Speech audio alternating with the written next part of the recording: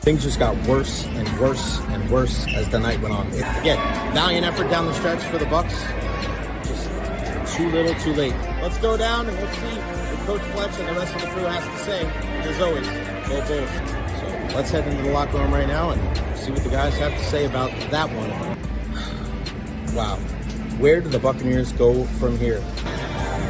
What an incredible atmosphere. What a good win for the Tampa Bay Lightning. They snapped a 7-game winning streak. How we feeling, Bucs Nation? It's time to party, baby.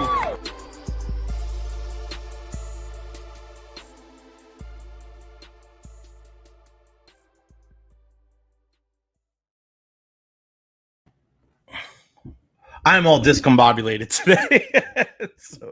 Oh my God. Welcome to the Jay Recher Podcast. This is going to be one of those days. It really is. I'm doing my best to hold it together here. I really am. Hope everybody is having a wonderful day, whether you're here in the Tampa Bay area or abroad. Where are you watching the Jay Recher Podcast from today? Feel free to put that at the bottom of the screen. Let me know where you're watching from. We want to see how far our reach gets here on the program. And of course, we always want to invite you in on the conversation. Here is the link. It is in the chat. Just click on the link, whether you're on your phone, whether you're on your laptop, and you could join in on the conversation today. Woo! We got a big show. We got a big show for you guys today. When you're looking at some of our guests, we have, hold on, there we go. The great Martin Gramatica joins us at 12:30 today to talk about Simeon Rice. We're going to also ask him about the tush push. What does he think? Because now that we know, and my light almost fell here, man, I am all over the place today. Holy smokes, my light just, there we go. Just bear with me, folks. You know when you just have one of those days when nothing seems to go right and everything that you do, it's just like, today is one of those days. I'm just trying to keep it together. Follow me on all social media platforms, Facebook, YouTube, Twitter, Twitch, TikTok. I am everywhere. Like and subscribe on YouTube. Again, if you want to join in on the conversation, there is the link in the chat. Martin Gramatica is going to join us at 12:30 today. We got Dougie Waechter at 1 o'clock. Brian Engblom joins us at 1:30. Dolan, what's up, Jay? Panthers look dominant. And my man Robert Cocker, he is ready. What's up, brother? I know you had to call in when the Thunder win game one. What'd you think about that game last night, buddy? Well, me and my fiance were there last night. Oh, nice. Yeah, we've gone to every game one so far this playoffs, and this team is so electric. Yeah, man, they really are. I felt like the first half was our guys feeling out the filling out process. Yep. And after that, it was just BTA, a good old fashioned belt to ass. I felt like the Coach Golish quote a couple years ago. The second half, well, we just beat that ass, didn't we? Yeah. You got that right. So what does your opinion of this series change, Robert, because after game one, or is it the same? I mean, I felt like originally we were gonna win in 6. Mm-hmm. Now I'd be surprised if it makes it that far. I would say gentleman's sweep, if not just outright sweep. Yeah, it's, they say the series doesn't start until you win a game on the road. So, I mean, they did what they had to do in game one.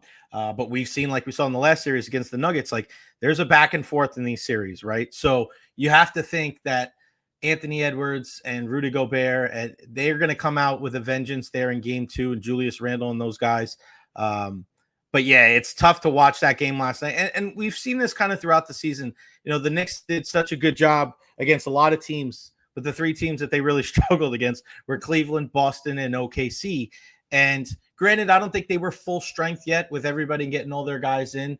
But man, I really think especially after watching that game last night, Robert, if Oklahoma City is firing on all cylinders, it's their championship to lose, right? Yes, absolutely. Like it's crazy how even since I started hardcore keeping up with these guys, like a week into the season, because I didn't get to Oklahoma until because I just got out of the Army, so I didn't get stationed in Oklahoma until June of last year. Okay. But oh my God, since I've started following these guys hardcore, it I told my dad the other day, I'm like, I feel as strongly about these guys as I do about USF and the Lightning Yeah. and the Bucks. To the point of I actually there was a tattoo parlor here in OKC who was giving away free Thunder tattoos. Did you get And- one?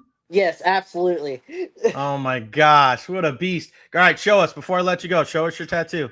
As long All as right. it's in in the leg. Okay. Oh, did you just get it recently? Yes, I got it right after Game 7. the day after Game 7.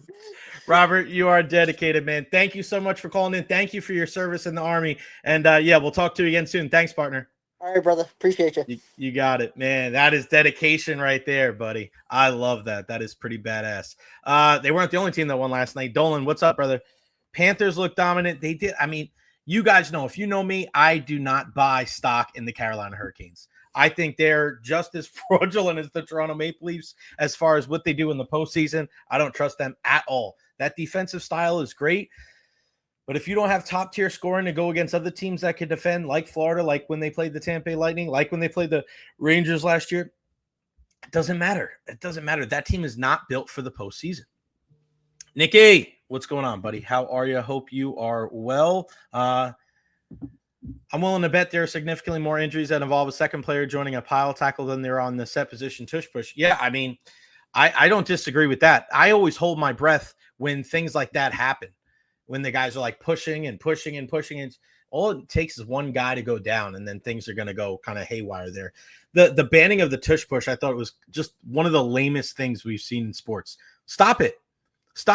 And for everybody that's so worried about, and it's weird too, because you hear from coaches that say, oh, well, there is a health risk. There is a safety risk. Where's the evidence that is going to lead to injuries? It's not there. It's not there. Learn how to stop it. The Buccaneers are one of the teams that are like, yeah, whatever, man. We're gonna learn how to stop it, and they have. Mike, hey Jay, you're putting up good stuff. Thank you, Mike. I appreciate you. I want to hear from you guys. Where are you watching the Jay Recher podcast from today? Put it there at the screen. Let's get those comments up. Do you really want to see Push in the Pile play banned? Because that would be next. I don't know. I feel like football is just so weird. They try to change rules, and I'm glad that they took away the rule of changing up the seeds based on the division winners. And why have divisions in the first place? Just put one, conference against the other conference. Like, there's a reason why it's out there. I don't know. NFL does a lot of great things, and then they do some weird stuff as far as their rule changes, trying to change things that don't need to be changed. Remember the pass interference? Remember the forced out of bounds? Like, it's just weird, man. It's very, very strange. Where are you watching from today? Feel free to put it there at the bottom of the screen. Make sure that everything is okay here. Yes, we are good. All right. Chris Cole, what's going on, buddy? Benny, listening to the gym, get swole. There you go. And Lady Evil always for Mark. Unfortunately, can't call in from here. Lady Evil, you got to call in one time because you have always been a big time supporter. And shout out to Dolan out there in Apollo Beach. Okay, again, 12:30, Martin Gramatica, 1 o'clock, Doug Waechter, 1:30, Brian Engblom. So we're going to take a look at the confidence meter now. Confidence that these three teams are going to win today. Number one, I'm going to have to go with the team that I'm wearing right now, the kit, Manchester United, the Europa League final today against Tottenham at 3 o'clock. Number two, our Tampa Bay Rays, after a walk-off win last night against the Houston Astros, they are taking on Houston again in the final game of their three-game set at 1:10 today. And then finally, we have USF baseball. A loss last night, 9-4 to East Carolina. They take on Wichita State today. 47 minutes after the 1 o'clock game concludes, so probably 4:30, 5:30, somewhere around there. Days like today are not easy for me. And then the Knicks play tonight too. I didn't even remember to put them in there. The game 1 of the Eastern Conference Finals tonight at Madison Square Garden, the New York Knicks against the Indiana Pacers. There is no shortage of games on today. And we'll start with USF baseball. A rough loss last night. Corey Braun, their best pitcher all year long. And I was very apprehensive after Coach Mitch Hannes decided to pitch Corey Braun last Friday, against East Carolina. He said it was only one time through the order. And he didn't think it was going to be that much of a difference, but I really think there was, because you saw it last night. First pitch of the game, boom, swinging, base hit, and the USF just could not recover. They tried to battle back throughout the game, but just wasn't enough. And ECU just kept swinging and swinging and swinging. I got to be honest with you. So I went to the game last night in Clearwater. 7:30 started late, and I went to the post-game press conference. And there was like maybe a handful of other people that were in there. So usually the winning team goes first, and that's what happened last night. And Braden Burris spoke there, walk-on freshman. What a great story. Walk-on freshman from Snow Hill, North Carolina, the same high school that the coach went to. The first guy that went to ECU since Coach Godwin. And what a great story. Coach Godwin even told him not to go there because he was a walk-on. He wasn't going to play. And this was one of the best players in all the conference. Keep an eye on that name, Braden Burris. The kid had 4 hits last night, a home run, a bunt single. He's just going to continue to get better. But then, at the end of the press conference, I said thank you to Coach Godwin. Totally ignored me. Appreciate it, Coach. Completely ignored me. People are just... I don't understand. And this is a guy that wants to go on social media and he puts out these Bible verses and all these different things. And it's just one thing I'll tell you, I hate when people hide behind religion to be a dick. It's oh, everything's fine. You're allowed to put out Bible verses. That means you're a good person. Yet you don't even have the decency to acknowledge somebody when they thank you for a press conference. I don't know. And people heard it too, people around me, because I said, thank you. No answer. Appreciate it, Coach. Nothing. Just be decent to people. Just be kind. I don't understand why people just don't have the common courtesy to say please, to say thank you, to acknowledge people. Coach Mitch Hannes lost the game last night, and I said thank you, Coach, and you said thank you, appreciate it. Of course, I know the guy, so it's a little different, but every coach, not every coach, but the majority of the coaches that I thank, or players that I thank, to a man, everybody says, you're welcome or something. The fact that a guy like that could not even acknowledge thank you or anything like that, it got awkward. It really got awkward in the press conference. The people that were standing next to some of the USF photogs that do a great job were standing next to me, and they were like, what's up with that? I don't know. Just be better. Be better, right? Be nice to people, right? It takes very little effort to be a decent freaking human being. I don't know. It didn't piss me off, but it just shows you, don't be like that. You have a choice. You have a choice. Your attitude is a decision. Shout out to Dolan in Apollo Beach, Chris Cole out there in Bartow. Robert, I'll call you if the Knicks win this series, brother. Is anybody getting these texts as far as your tolls being unpaid? They're still coming. Wild. Where are they at in Clearwater? It's at the Baycare ballpark there. Dolan, you got my back, brother. Adam, I know you know the deal. Good lefties have given us fits all year when Norby's on. He's one of the best. Yeah, and if he wasn't sore, then they probably would have kept him in. Chestnut checkers. Yeah, maybe. David watching from Naples. What's up, buddy? Thank you very much. Mark, not a big Godwin fan. He said after the season last year, they wouldn't have let his best pitcher pitch in the regional. And if he would have known that pitcher was going in the portal the following day. Yeah, I mean, decisions. I can't necessarily judge people on some of the decisions. That's my whole thing, right? Is you can't really judge people on you can, but I'm a big believer of, case in point, a guy like Warren Sapp. I know a lot of people have had a lot of negative interactions with a guy like Warren Sapp. I understand that. But he's always been great to me. So as much as he's done terrible things, I don't condone the things that he's done.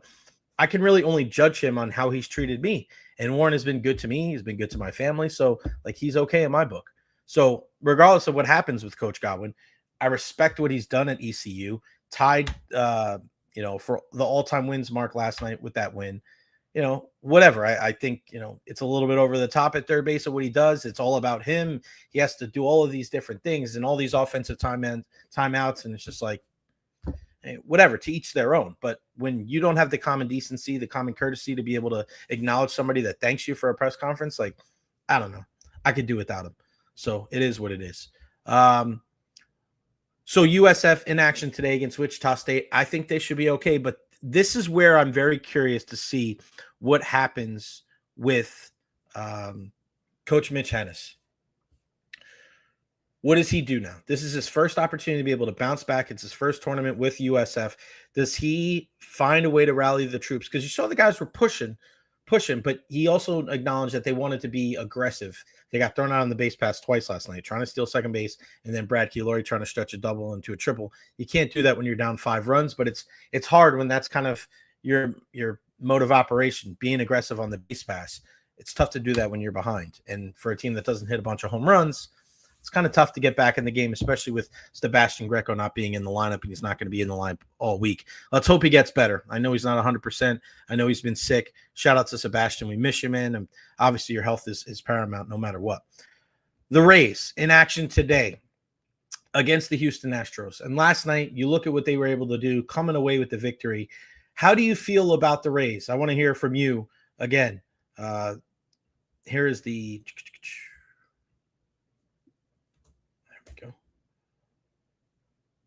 There's the link. Confidence in the Rays today in their 110 matchup against the Astros. Click on that link and join in on the conversation. Lady Evil saw the Bucks pressure with Skip Pete yesterday. What a character. You think you can get him on the show? That's a great question because I love what Skip Pete is all about. He is freaking hilarious. And yeah, I'm going to definitely do my best to try to get him on the program as well.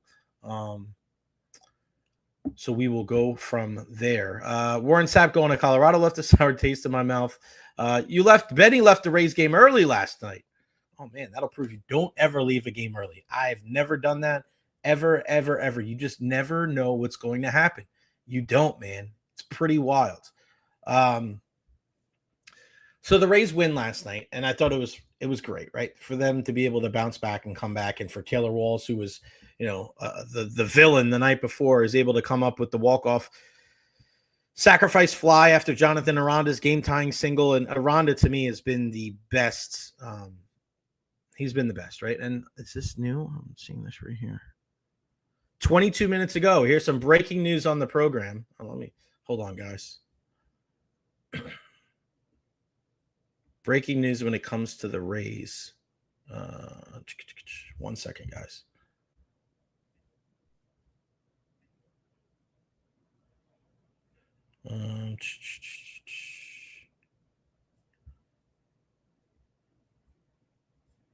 Sorry. I want to make sure I verify this before I go on. Adam Berry for MLB.com. Like, he doesn't even go on Twitter. It's very interesting. All right, so Adam Berry just wrote from the Tampa Bay Times that Evan Longoria is going to be inducted into the Rays Hall of Fame next season.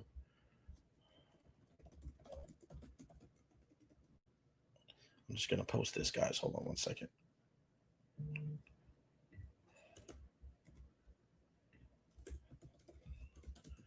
So Evan Longoria going into the Rays Hall of Fame next season. We were wondering how that was going to go. Because there were people worried, and I hope you guys weren't, talking about this year and him retiring as a member of the Tampa Bay Rays. God, everybody's like texting me right now. This is crazy. All right, so there we go.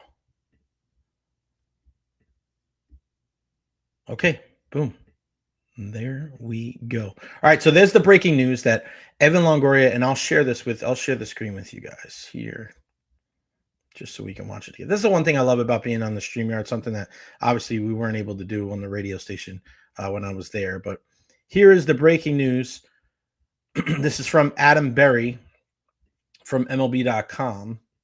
The breaking news that Evan Longoria is going to be inducted into the Rays Hall of Fame next season. No surprise, greatest player in franchise history will be inducted into the Rays Hall of Fame next year. The decision had been expected since the Rays established their Hall of Fame during the 2023 season as part of their 25th anniversary celebration to recognize former players, coaches, executives, and broadcasters. But they had to wait for Evan Longoria to retire before making it official. With Longoria officially calling it a career this summer, the doors were flown open for his induction. According to Rays, more details on his 2026 Rays Hall of Fame induction will be announced ahead of next season when the club is expected to return to Tropicana Field. There will be a formal televised ceremony, an all-fans giveaway item, and special dedication. So there you have it. Breaking news here on the program. Evan Longoria inducted into the Rays Hall of Fame next season. No surprise there. And I know fans were worried this year, like, oh my gosh, I can't believe that he's going to retire as a Ray, and etc. It's at Steinbrenner Field, not Tropicana Field. Like, who cares if he retires as a Ray this season and where it happens? That doesn't matter. It'd be a different thing is if he was getting inducted into the Hall of Fame this season and it was happening at Steinbrenner Field instead of Tropicana because of the numbers on the outfield wall. But it is what it is. So let's see what else. Bart Hill, what's up, buddy? Walk-off sounded good on Rays Radio. Mr. Rock and Roll, Andy Fried, and Big Neil Solons. Mark says, do you think Taylor Walls is so good at defense that his lack of hitting can be overlooked? No, I don't think it can. I don't care how good of a defender you are. You have to be better offensively. And people tell me, like, he's such a great defender. That's fine. But I'd rather have the third best defender and a guy that bats 270 than a guy that is the best fielder and really has trouble cracking 200. Like, there has to be more of an onus being put on offense with this team. And for some reason, the way that these teams have been constructed the last couple of years, it seems like the only way that they feel that they can put together a good defensive team is by sacrificing all of their offense. Like, that's, to me, that's just not realistic. Like, it doesn't have to be like that. Like, there are guys that are like 5-tool guys. There are guys that can do a little bit of everything. So I don't quite understand why there's such a large sacrifice of offense for defense. There are dudes that are phenomenal defenders, and can hit. I don't understand why. Taylor Halls looks like Putsy from Greece. He really does. I just thought about that. That's a good one. I played Roger. I was in the play my senior year. I was in Greece. They told me that I could try out. I tried out. And they said that if I wanted to be Danny Zuko, I had to quit the baseball team. So I told the teachers that were in charge to go themselves. Yep, I said that to 3 teachers my senior year in high school. I didn't get suspended. I didn't get expelled. But I did tell 3 teachers to go themselves because they tried to proposition me in front of 100 people. I didn't need to be Danny Zuko. I just wanted to be in it because it was my mom's favorite movie. Well, my mom's favorite movie is Wizard of Oz, but one of her favorite movies is Grease. So I was in it. I had to do it senior year. I wasn't ever in any kind of plays or anything like that, but had to mix it up a little bit. All right. Before we get to Martin Gramatica, I have to be completely honest with you guys. I'm very, very nervous today. I don't think I've been this nervous for a game in a very, very long time. And that is because today is the Europa League final between Manchester United and Tottenham Hotspurs in Bilbao. And this game means so much for Manchester United because if they win the Europa League final, they will be automatically entered into the Champions League next year. And when you get entered in the Champions League next year, you get entered into a tournament with some of the best teams in the world, the best teams in the world. You also get more money, and you also become a lot more attractive for, quote unquote, free agents, for lack of a better term. And with how bad Manchester United have been this year domestically in the Premier League, they need this more than anything. Ruben Amorim has been a revelation, I think, as the coach, and he's been so honest early on in the season, saying, "Hey, this team is like the storm is coming, It's going to get worse before it gets better. And a lot of times that's kind of coach speak, or you can't really believe what the coach is saying, but that's exactly what happened. Bad losses. 17th in the league. They're just so terrible when it comes to the Premier League. But when you look at this team, somehow, some way, they play better in Europe. They play better when they're playing Lyon and Bilbao. And, the funky thing about this game is they're playing in a European final, but they're playing against another team in the Premier League in Tottenham. And Tottenham's beaten them 3 times this year. Manchester United is funny because for me, I have been a guy that, when you start working in sports media, it changes how you view sports, right? You go from being a fan to being more of a supporter, if that makes sense. So like, I support the Lightning. I think you guys know that, right? But I wouldn't say I'm like a Lightning fan because I'm not fanatical about it. Like I can still be pretty understanding and unbiased and objective because I have to be, right? It comes with the territory. I think another thing too, people don't quite understand is like for me being a guy that was a diehard sports fan in New York, like I was a fan in New York. For me not to be able to, like I can't just completely turn off like all that stuff and not be like, maybe I'm not a fan anymore, but I am a supporter, right? I do support those teams. But I guess I'm a fan of the Knicks. Maybe the Knicks are different because there's no basketball team here. Yeah, probably that's the difference. But there's no questioning, like there's no gray area when it comes to Manchester United. I'm a fan. I'm maniacal. I'm crazy. I watch every game. I'll get up at 7 a.m. to watch them play on a Sunday in a freaking 0-0 draw, a 0-0 draw. Today at 3:00, I am going to be biting my fingernails and just so freaking nervous. As soon as the show, like I'm having trouble not thinking about the game right now, and I have to do the show. And Martine's going to join us in a couple of minutes, and he's a big soccer fan too.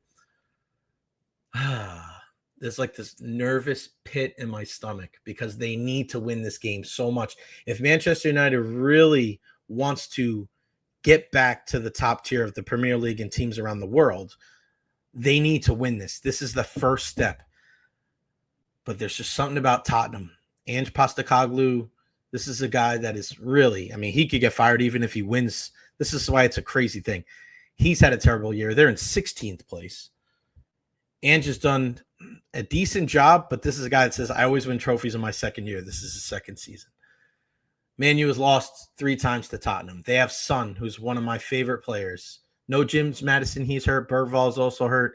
Manchester United is going to be without Matthijs de Ligt as well as Lisandro Martinez, but they're getting Lenny Yoro back and Diogo Dalot back and Josh Zirkzee back. None of those guys are going to be starting in the game.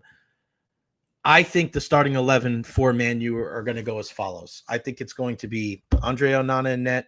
I think you're going to have Doru on one side. I think you're going to have Ahmad on the other side. Your back 3 is going to be Harry Maguire, Mazraoui, and Luke Shaw. And then you're going to have your 2 holding midfielders, or Casemiro and Ugarte. You'll have Bruno Fernandes and Alejandro Garnacho with Rasmus Højlund up front. That's my 11. I'm nervous already, and we're still 2.5 hours out. Mark, how do you feel about Onana as your keeper? I'm an Ajax fan. He was good for us back in the day. To me, super athletic. My whole problem is that sometimes he lets in goals that he shouldn't let in. And if he's a guy that you brought in to be able to play out from the back and he's hitting so many long balls, I mean, maybe you should focus on getting a guy that's a better shot stopper, right? The reason why they went from David De Gea to Andre Onana is because they thought that he could play out from the back better with both feet, which is true. But they're at times, especially when they're, the pressure, like, I don't know if that's their strength, especially with a guy like Harry Maguire, right? Harry Maguire's done such a great job. He's a fantastic header of the ball, but playing out from the back's not his strength. Better for Yoro and Licha and Luke Shaw and guys like that and Mazraoui, but I don't know. I don't know if he's the answer long-term. I know Emi Martinez from Aston Villa is a guy that is possibly done there at Villa. Could he be an option for Man U going into next season? I would say yes. because anytime you can bring in a World Cup goalkeeper, fantastic. And listen, Onana's had some success. Ajax, Inter Milan, and he also won an FA Cup last year against Man City. So I'm hoping that big game experience, and I'm a Casemiro guy. Casemiro is a guy, 8 European finals. He's 8-0. I don't know. I don't even want to give a prediction. I'm still so freaking nervous. My guy, Martin Gramatica, joining us on the program. Brother, I am as nervous as I'm going to be. I'm sure you were feeling the same way when Argentina was in that World Cup final. Probably a lot more nervous than I was, but there's just something different about these matches where it's a one-off and you just don't know what's going to happen. And that's the beauty about, good afternoon. Thanks for having me. Good to see you, brother. Great to see you. Sorry. Hey, good to see you, brother. I sense the tension there, but no, and that's the beauty about these games, where you don't have a tomorrow. And that's why I always say the Super Bowl for American sports is like the World Cup, because the World Cup, if you wake up on the wrong side of the bed, you've got to wait 4 years now to even have a chance. And the chance of coming back, the same with like a Super Bowl. There's no series. It's one game. And these type of games are, but that's why everybody loves about sports. And that's the great thing about sports is, like you don't have a second chance. You got to go out and do everything you can to win that game that day. Yeah, that's why it's so great about what Argentina was able to do. They're able to come back and to be able to win. And now I was just mentioning like Emi Martinez. They're talking about him leaving Aston Villa and going to Manchester United. I was like, I'll take that guy, and especially with the penalty kicks. Could you imagine if there was some semblance of that, how like they get in each other's heads like before you kick the field goal? Can you imagine like if their guys like went up there and they were starting to like scuff the? Did that ever happen? Let me ask that question. Has that ever happened? Like, what's the biggest case of somebody trying to mess with you when you're trying to kick a field goal? Well, all the defensive linemen always talk. The thing is, You're so locked in. There's a lot of noise, from the fans, so you don't really see what they're saying. And if you're focused on the defensive lineman, then you're off your game. So You've got to be focused. That's why I said kicking in the pandemic with quiet stadiums had to have been the hardest thing to do, because now you can actually hear what the opponent's saying. Right. When you have that ambient noise of the stadium, 99% of the time you don't. You just see lips moving if you get distracted and see somebody talking. But a lot of times it would be after the kick. If you miss a kick, usually a lot of times it was the corners, because they're coming right off the edge and they'll say something or bump you and say something. And that's when obviously I would get pissed, because I'm like, I already missed a kick, man. You don't have to pile on. And then if I made one, I had to go find them and try to say something to them back. But yeah, that would be the closest thing. I love it. Yeah, it's funny you said that about the pandemic, because I remember being in the press box when there was like 50 people in the stands for hockey games, and sitting where we are in the third level, you could hear what the guys were saying on the ice, and it was weird for us. I can't imagine how weird it was for the players. Since the last time we spoke, we've got another Gramatica going to USF. Man, take us through that decision and how that works, because listen, we know that what Alex Golesh was able to do last year with how Nico was able to get didn't have to make all the kicks, didn't have to take all the kicks, but what went into that decision? And is there any worry about like a development? Because again, there's only one guy that can kick. How's that discussion go with Coach Golesh? Take us through that if you can, because it's great news for sure. No, we're super excited. Well, he had other offers. He had an offer to UNC in Texas. We took a visit to Texas, and when your gut tells you this isn't my home, it doesn't matter if it's Texas, if it's anytime I see Coach Golesh, I said, look, I love the fact that you're 20 minutes from the house, but I love what you're doing. Whether it's 10,000 miles away, we still would consider USF for what they're doing and what they're building. It's all about building young men for the future. Because at the end of the day, the majority of these kids won't play professional. So this will mold them for their future. And that's what Coach Golesh and his staff, he's got a great staff. So with G, our Nico's going to be a sophomore, and G has one more year of high school. So it'll be where more than likely my youngest will red shirt, and then they have 1 year where they overlap. But there's also a chance to kick off. Maybe they'll find a way to get them hopefully both on the field. But for us as a family, we couldn't be happier that he decided, because at the end of the day, we're going to let him decide, even though we're trying to guide him in the pros and cons of both. What he thought was a negative about USF was to have the red shirt and to have Right. to maybe overlap with his brother because he wants to play. As a competitor, you want to play. But at the end of the day, you have a long way. His goal is to play at the next level. So you still 1 year is not a big deal. Plus, it gives him a chance to get stronger, get more mature. So we love that he decided with USF because keeping him close to home for us was very important because of our family dynamic. We're always at the games. They still have a sister too that they can come watch and support. So it's we couldn't be more excited. Brother, every time I see a highlight of your daughter, dude, she's making Odell Beckham catches. My God, man, like she's like a human highlight reel. Is there anything that she can't do? Well, I don't post it when she drops it, so no, I'm just She's amazing, man. It's wild. She takes after mom, thank God. No, the thing is, when you have two older brothers, you get roughed up by them. So now she's actually tough, because of for being the third sibling, and then she loves to compete and loves to go out, and she does it in soccer and football. So she does flag football and soccer, and I love the fact that I don't have to like open the door and tell my kids to get outside and go play. They want to do it. She's out doing her stuff. When days that we don't practice, she's doing it on her own. So that's where my wife and I are super proud of them for their work ethic. Because at the end of the day, whether they make it or not, there's so much that could happen. Where you also have to create your luck, but also be lucky at times. But at the end of the day, their work ethic is what we're more proud of. And Nico does a great job of being that role model as the older brother. And then G follows, and then Emmy follows them. So we're happy that they work hard and they're trying to achieve something. So it's not something that we're just working out and have no goals. They have their goals, and hopefully we're trying to do everything possible to guide them and help them to their goals. But at the end of the day, their work ethic is what's doing, and not anything that we're doing. Yeah, it's so ironic that I have you and then I have Doug Waechter joining us at 1:00 today. And Doug's son Caden is one of the top junior pitchers in the country, throwing in the mid to upper 90s, doing a great job at Jesuit over there. And just like you guys have what you guys say about being a parent as a former professional athlete with your kids, it's so similar. It's, you want to give them every resource to succeed, but it's on them. It's on them. Like the work ethic they put into it, what their goals are, and you can't want it for them.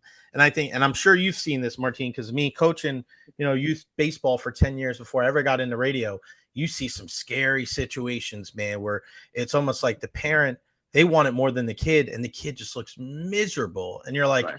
What an awful existence. I mean, I never wanted, when I was coaching baseball, to make a 9, 10, 11, 12-year-old feel like this was a job. This has got to be fun, man. You're going to be working when you get older, man. Worry about taxes and all that stuff, and relationship problems. Like, you got to deal with that when you get older. Don't worry about that now. This is supposed to be fun. Speaking of, go ahead. You know what? But that's sort of the problem is when a lot of times the parents think that they can push their kids to be successful, right. And you can't, because if your kid doesn't want it, I don't care how much you push them, how much you want it for them, it's not going to happen. And I see that a lot with soccer too. I coach soccer, and a lot of times these leagues promise these kids all this.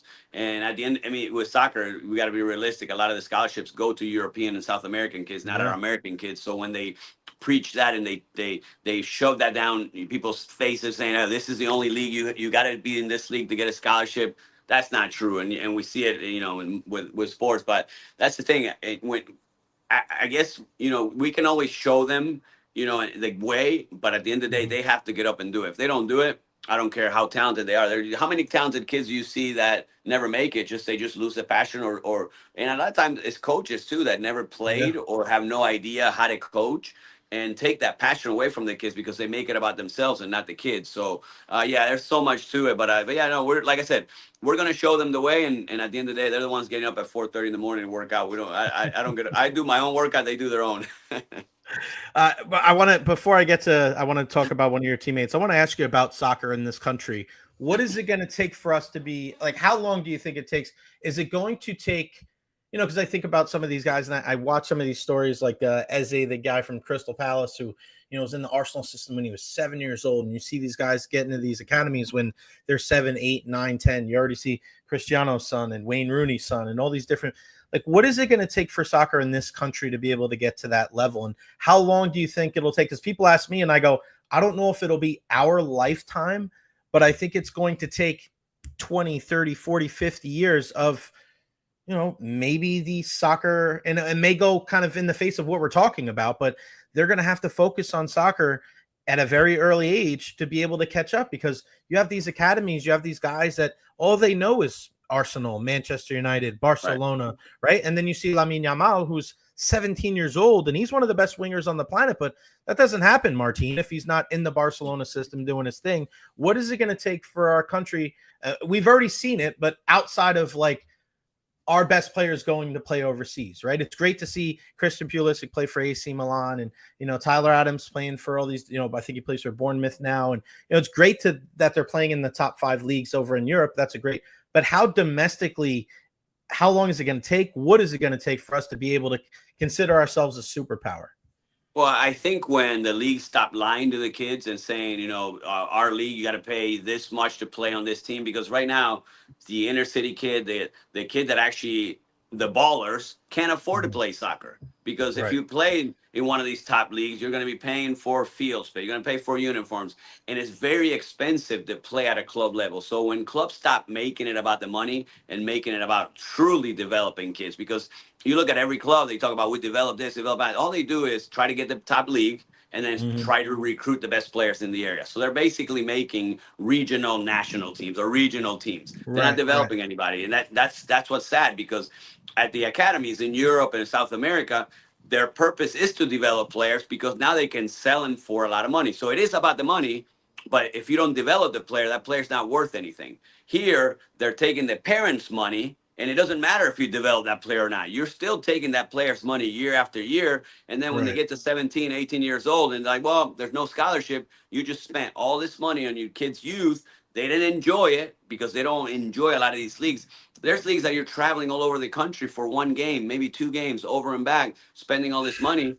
And when you get to these nationals and you get to these tournaments, they pair you with teams that are equally as good or bad from other states. So you say, oh, I'm playing Texas. I'm playing, yeah, but you're not playing the best team in Texas. You're not playing, FC Dallas. You're not playing Inter Miami. You're playing. So that's where I think when these clubs stop lying to their families and just say, look, we're either going to develop kids and hope that they get better, maybe give them a right. Once you sign with a club, you've got to sign with that club until they sell you. That way that club has a vested interest in developing that kid, because right now, if they develop 1 or 2 players, they don't care, because they're still making that money every month when you pay your fees.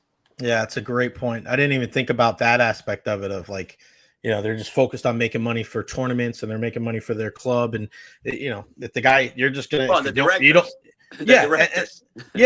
And then if you don't like it, they just go somebody else and they go, all right, well, we'll just get somebody else. And you're just a number rather than a real person.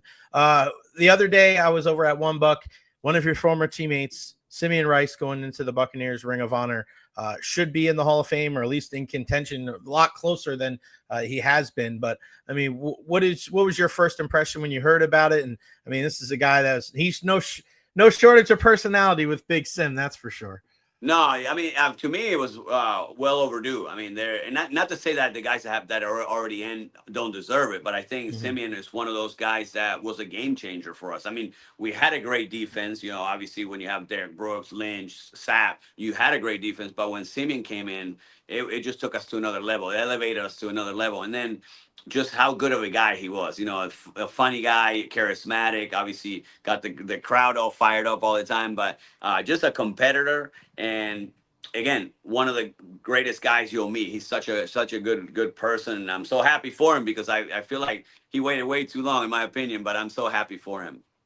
He mentioned that there was a little bit of a contentious relationship with Warren Sapp. And I know it's tough because you're not in like the D-line meetings and stuff like that. But I mean, Warren is a guy that, and again, I said this before you hopped on, like Warren is a guy that, you may have a certain opinion about him.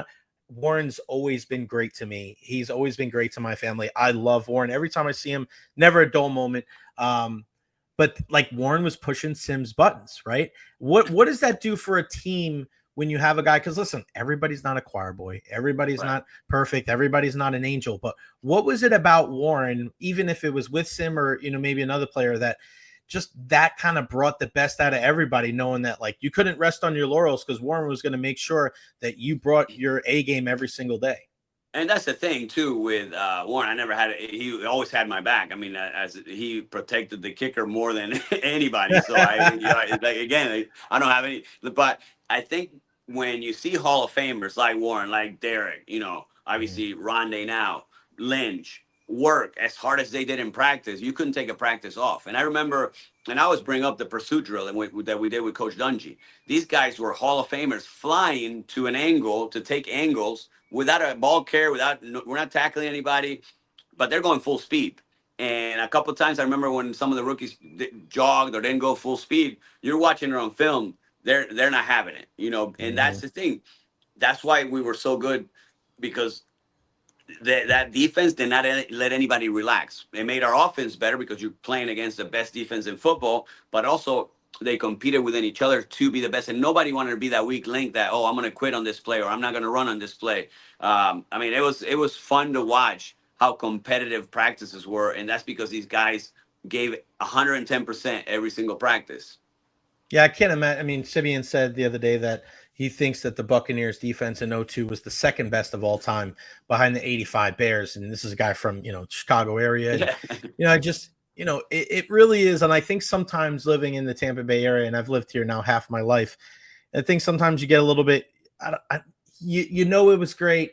And then when you kind of put it in a historical, do you ever think about that, Martin? Like when you take a step back and you look at that defense, it's one thing to say, like, you had great players, you had Hall of Famers, but I think what's even more important is like what I just said about Warren, about what you said in drills like that, is as much as like the highlight, we remember the Rondé pick to close down the vet. We remember what happened in the Super Bowl. We know that these guys made the Hall of Fame, but that stuff I think is what makes everybody great. It's the stuff in practice. It's the holding each other accountable. It's, everything's not going to be easy. Like, what were some of those characteristics from just being there every day that you just, maybe you didn't know at the time, but what is greatness? When people say, that was a great defense, what would you say outside of the obvious that you just knew looking around, like, this is a generational defense. This isn't one of the best just defenses in the league right now. This is one of the best defenses of all time.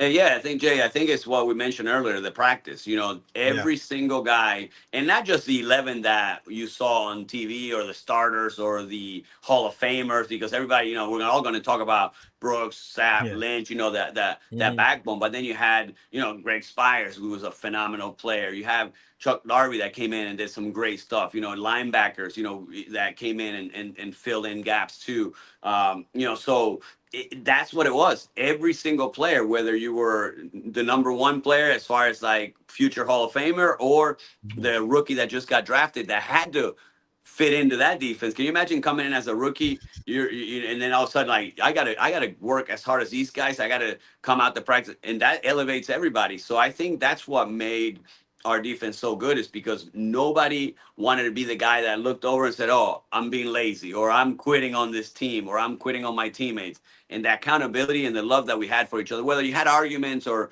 this or that, you didn't want to be the guy. And me as a kicker, I felt a lot of pressure with that too, because I didn't want to let my teammates down. As hard as they're working, I'm sitting on the sideline, not doing much. And all of a sudden my kick is what's going to decide a game or not.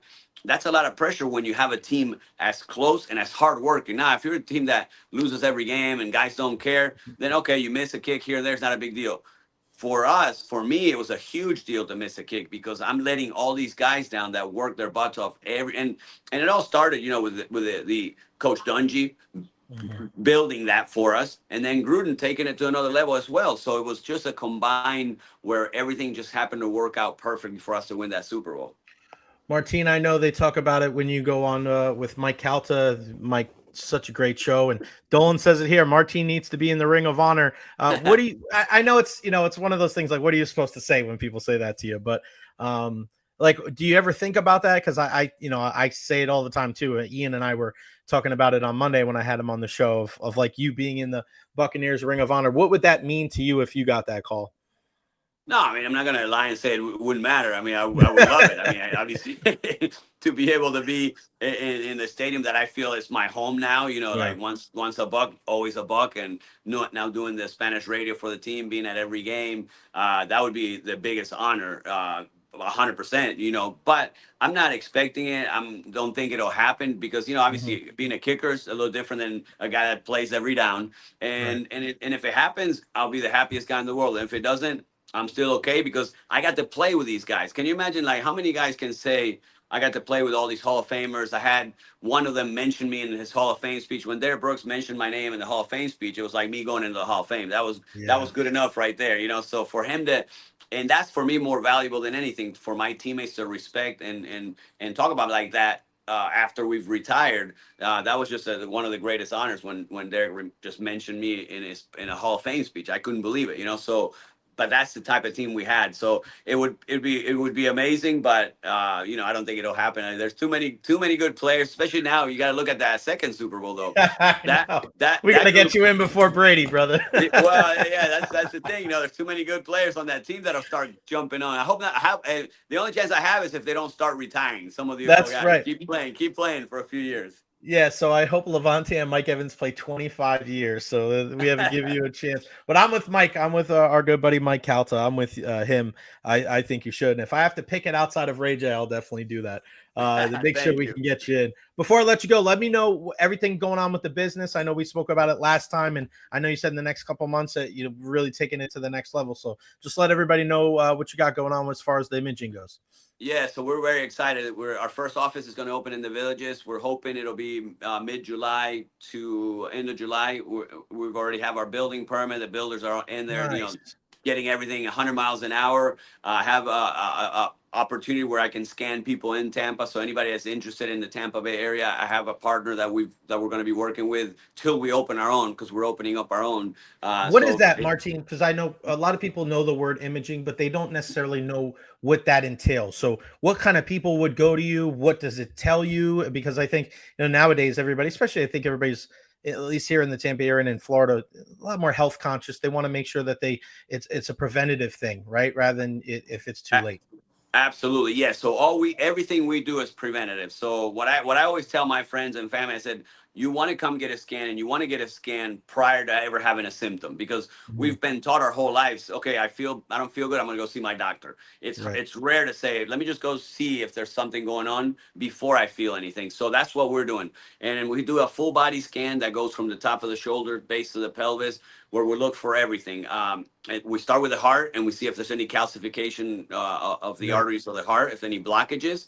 And then with the rest of the body, we look at if there's any abnormalities, if there's any cancer, hernias, hiatal hernias, anything that's not normal in from the top of the shoulders, base of the pelvis. Our CT scanner can detect it. And now I'm going on 5 years doing this. Love what I'm doing, because I've had about 6 to 7 friends that, and a few of them would not be here today if it wasn't for the scanner. It's unbelievable the things that we can detect with patients that are feeling great. They come in, it's like, I feel great. As a matter of fact, my first week doing this, I saw the fittest 65-year-old man I've ever seen. This guy was a triathlete, cycled 25 miles a day. I said, I want to look like him when I'm 65. And he had a blockage so severe that don't even go to your doctor. Go straight to the emergency room. No Wow. symptoms. No symptoms. So yeah, so we start scanning 35-year-olds and older. So anybody in that range, if they're interested in doing a preventative scan, let me know, because we'll take care of you guys. Yeah, I got to get with you, buddy. I just turned 40 last week, so I definitely got to get in there and make sure that the old ticker's good. And I want to be playing softball for longer than Mike Evans is playing football. You know what I mean? Hey, That's we have a my virtual my thing. colonoscopy. You be ready for that colonoscopy? We have a virtual Oh, colonoscopy. here we Well, go, buddy. 40 hey, years old. There we go. much less invasive. Listen, the older we get, the more stuff we got to get done. But no, we have a virtual colonoscopy that's much less invasive. So I recommend that too for anybody that needs to get one of those. The one and only. How can they reach you, Martin? So clearviewimaging.com is the website. If not, just at Martin Gramatica 7 on Instagram, send me a message. I post a lot on the company, but just go to our website, send us a message, or they can just give us a call. Yeah, clearviewimaging.com, Gramatica7. Go check him out. Martin, always a pleasure, my friend. Thank you so much. If you can spare a prayer for your fellow Argentine Alejandro Garnacho, that he can score a goal today for me, because I'm already sweating because I'm nervous about this game already. I appreciate your time, my brother. Give my love to the entire family. Send my congrats to G and your daughter. I'm just waiting for another freaking video of her doing some incredible things. Thank you, partner. We'll talk soon. All right, man. Good talking to you. Have a great day. Good luck to your team. Thank you, my friend. I appreciate it. The one and only Martin Gramatica, clearviewimaging.com. Go check it out. Yes, I mean, think about that. You think you're healthy as an ox, and then all of a sudden, you get checked out and you have a blockage somewhere. I mean, I think Ian was telling me about another guy that he sent to Martin years ago. And same thing. Healthy guy, didn't think anything was wrong with him. And then you go check that out. And then the doctor goes, it's a good thing that you showed up. And that's what you want, man. Preventative, right? You want to be able to get out in front of these things before it's too late. And, a couple of months ago, I went home. It was for holidays. So 5-6 months ago, I went home and I was talking. We go to the same place every single Christmas Eve to one of my best friend's house. We did it. His mom passed away suddenly about 20 years ago. And we go, and two of my best friends, they stopped smoking. They don't drink anymore. And we're like, what happened? Same thing. My one friend had a blockage. Another friend had a blockage. And they were just like, they were lucky that they were able to go in time. And then I think back to what Martin does and imaging, and like, what if both of my friends at the time, 39 years old, would have went to clearviewimaging.com, right? Luckily they're okay, but they're not smoking. They're not drinking anymore. They're doing a lot better. They're taking care of their bodies. But my God, man, my dad told me this too. Like, when I was a kid, and not a kid, but when I used to smoke, he was like, what's stronger, you or the cigarette? Right? You only have one body. And listen, am I ever going to be one of those people like, your body's a temple? Like, I don't know. That's a little, for me, I don't know if that, because I do love my vices. I do love my coffees and, my sweets and stuff every once in a while, and some of my food that isn't great. But, even if you're not so like full blown of like your body's a temple and every single thing you have to do, even if you don't go that far, I still think there does need to be a little bit of a semblance of at least like, all right, well, don't abuse your body, right? Don't abuse it. I got my Man U scarf here. I almost want to like take it off and put it on.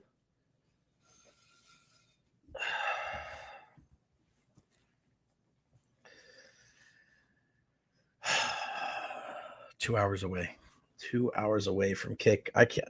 It's tough for me to even look like did my mom look at my mom commenting as my dad. Maybe he didn't learn treat people the way you want to be treated, talking about Coach Godwin. I'm with you. Martin needs to be in the Bucks Ring of Honor. Yeah, you got that right, buddy. I don't disagree with you. If you just joined us, Evan Longoria, congratulations to him. He's going into the Rays Hall of Fame. Trying to reach out to him to get him on the program. Let me give you the starting lineups for the Rays and the Astros today, starting with the Stros. Jeremy Pena will bat leadoff and play shortstop. Isak Paredes, the third baseman, will bat second, followed by the designated hitter. Jose Altuve. Yanir Diaz, the catcher, will bat fourth, followed by Christian Walker batting fifth, playing first base. Jake Myers in center field. Batting sixth, Cam Smith is batting seventh in right field. Is this B-Rod? Brendan Rodgers batting eighth and playing second base, and Mauricio Dubon will be in left field batting ninth. I actually coached against Brendan Rodgers many, many years ago in Clearwater. He was a member of the Central Florida Diamondbacks. It's so crazy how many players here in the state of Florida that I coached or coached against. Guys like Slade Ciccone, who's with the Slade Ciccone with the Cleveland Guardians, coached against him. Obviously Kyle Tucker, guys like that. For your Tampa Bay Rays, there we go. Yandy Diaz will bat leadoff. He'll be the designated hitter, followed by Josh Lowe in right field. Brandon Lau bats third. He'll play second, followed by Jonathan Aranda batting cleanup, playing first. 310 batting average for him. Caballero at shortstop bats fifth. Chandler Simpson, your new favorite Ray, bats sixth. He's in left field. Cam Meisner in center field bats seventh. Curtis Mee gets the start at third base. He'll bat eighth. And then Benjamin Rortved III will do the catching and bat ninth. Taj Bradley on the mound. For the Rays, Hunter Brown. For the Stros, Taj Bradley. 4.8 ERA. Hopefully he's able to keep this lineup in check. Everything in moderation. Breed J, they'll be fine versus Tottenham. They're 0-3 against Tottenham this year. I don't know. we'll see. But yeah, B-Rod, I mean, just think about all these different guys. Addison Barger for the Blue Jays. And there's so many guys that played in the big leagues. And it looks like I'm going to start getting back out to coach again. I don't know if I've announced that to anybody or told everybody, but, as a guy that coached for 10 years, and I said this on the program yesterday, people always ask me, like, do you regret not, getting into radio sooner? No, because I loved coaching, and it looks like I'm going to probably get back into coaching as well. So I'll be on the baseball fields this summer because that's where I feel like part of my calling is. Not my only calling, but to be able to affect players and young athletes out there. I think it's important. It's important to be able to affect the people. It's not about your life. It's about what you do in this life and how you impact other people. So you listen to a guy like Martin Gramatica, what he had to say, and such a great guy. And this guy as well, Mr. Cool Guy, the one and only Doug Waechter. What's going on, brother? How are you? I'm doing great, man. How are you? So funny story real quick. I would have been in here a little sooner, but like I told you, it was my only time to go for a little run. So I was going to go for a run, and then I was going to come back to the car. Everything was going to be on time. So what I do is my little trick on the run, and if anybody sees me out there, don't follow up on this. But I don't have my keys with me. I put my keys in my gas cap. I always just hide them in there, and it's no big deal. And I didn't think anything of them. So I go out. It's my wife's car. I put the keys in the gas cap. I go for the run. I come back, try to open the gas cap, and it automatically locks when you don't. Like something happened to where I was locked out of the car. And so essentially I've been calling my wife for the last 15 minutes trying to get her to remotely unlock the car so I can get back in here. So sorry I'm late. Long story short, sorry I'm late, man. No, you're fine, brother. You're fine. We were just talking to Martin Gramatica, and with Martin, it's funny because both of his sons are now going to USF. One's already there. Nico and G's going to go there after next year, and his daughter is a phenomenal athlete too. But we were just talking about being a dad and being a former professional athlete and, giving them every resource that they need so that they can achieve their dreams, but also not pushing them. And we've spoke about this a lot with Caden and what he's been able to do. And, unfortunately, Jesuit, listen, one of the 5 Tampa teams that lost in the Final Four. Right. But what was it like to be able to see him kind of this year and to battle back from the injury and to be able to contribute to, one of the best teams around in the Jesuit Tigers? Yeah, first of all, being a dad, the first thing you got to do is sport.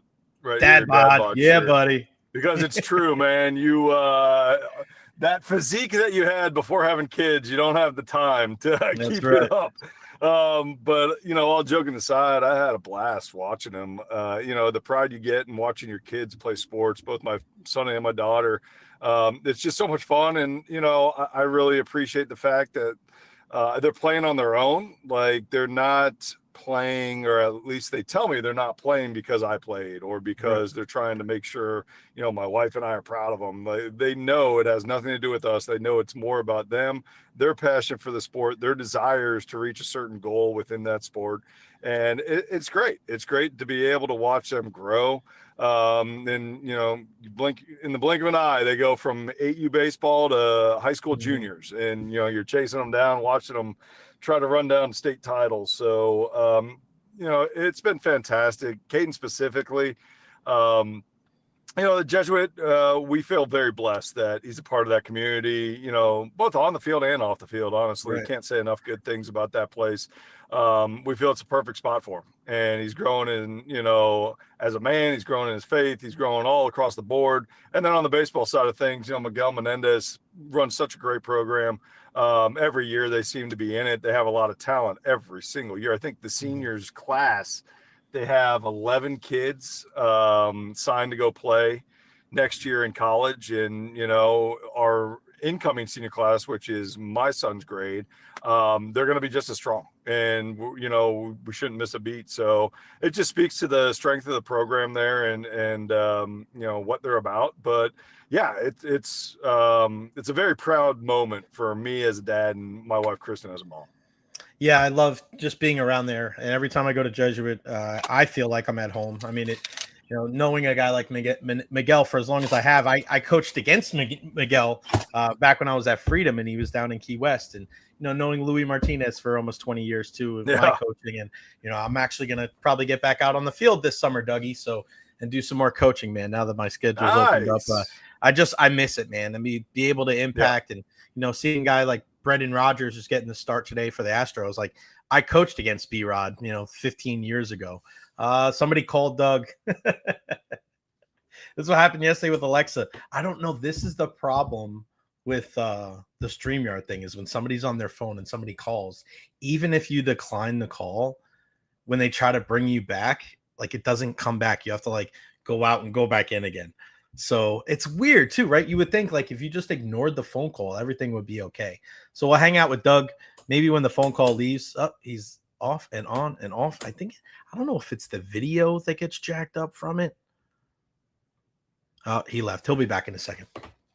But yeah, it's almost like you have to put on the do not disturb thing and just got to get out and get back in.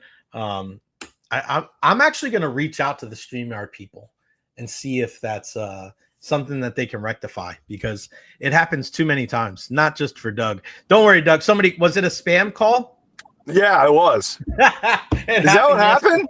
It happened yesterday at the same time. I've never had that happen before. All of a sudden you're talking, I can see you talk, and my screen goes blank. I'm like, what is going on here? This is, one of the 70,000 spam calls I get a day. It's awesome. I know. I'm with you. But like I was saying, Brendan Rodgers is the guy I coached freaking 15 years ago and was like, oh, this kid's going to be good. Then he goes to the Rockies now with the Astros. So yeah, man, I feel like I got to get back out there, man, because there's just nothing like being able. I mean, I coach against Kyle Tucker. I coach against, rest in peace, Jose Fernandez. And just to be able to see the kids grow up, and you see it too. I mean, in the Bay Area, Clearwater, St. Pete, Tampa, and you just know, even going back from when you were growing up, there's so much talent here locally. And it's just wild, because you'll go and you'll see a guy, and then 15 years later, he'll play in the big leagues. And you're like, holy smokes, I remember that kid when he was. I mean, that doesn't happen everywhere, Doug. No, it doesn't. It's, and getting to travel around and watching what Caden's been doing and playing in some of these tournaments, seeing the skill level of some of these kids, it's incredible how good they are at such a young age. But you also see where a lot of the talent is kind of bunched up in certain areas of the nation. Florida is always, and the Southeast in general. Georgia has some good talent. Right. I'm not taking anything away from them. Texas has great talent. California is usually pretty stacked up. But I'll tell you, man, Florida, Tampa specifically, they always seem to have talent. And then I'm talking about the Tampa Bay area, not just Tampa, but it's incredible. And, nationally, it ranks up there with some of the best. And a lot of times you go to these national tournaments and you see how good some of the elite teams are, and you're like, oh man, we didn't know they were that good. Well, no, I mean, look, Florida has that kind of talent in it, and it's special for sure. And, as a coach, you've seen a lot of it come through. And I will tell you, man, when sports are in your blood and when coaching's in your blood, you just can't get rid of it. And me personally, if I wasn't doing what I've been doing with the Rays broadcast side of things, I'd be on the field somewhere at some capacity. Just helping out or doing something, because I just couldn't give it up.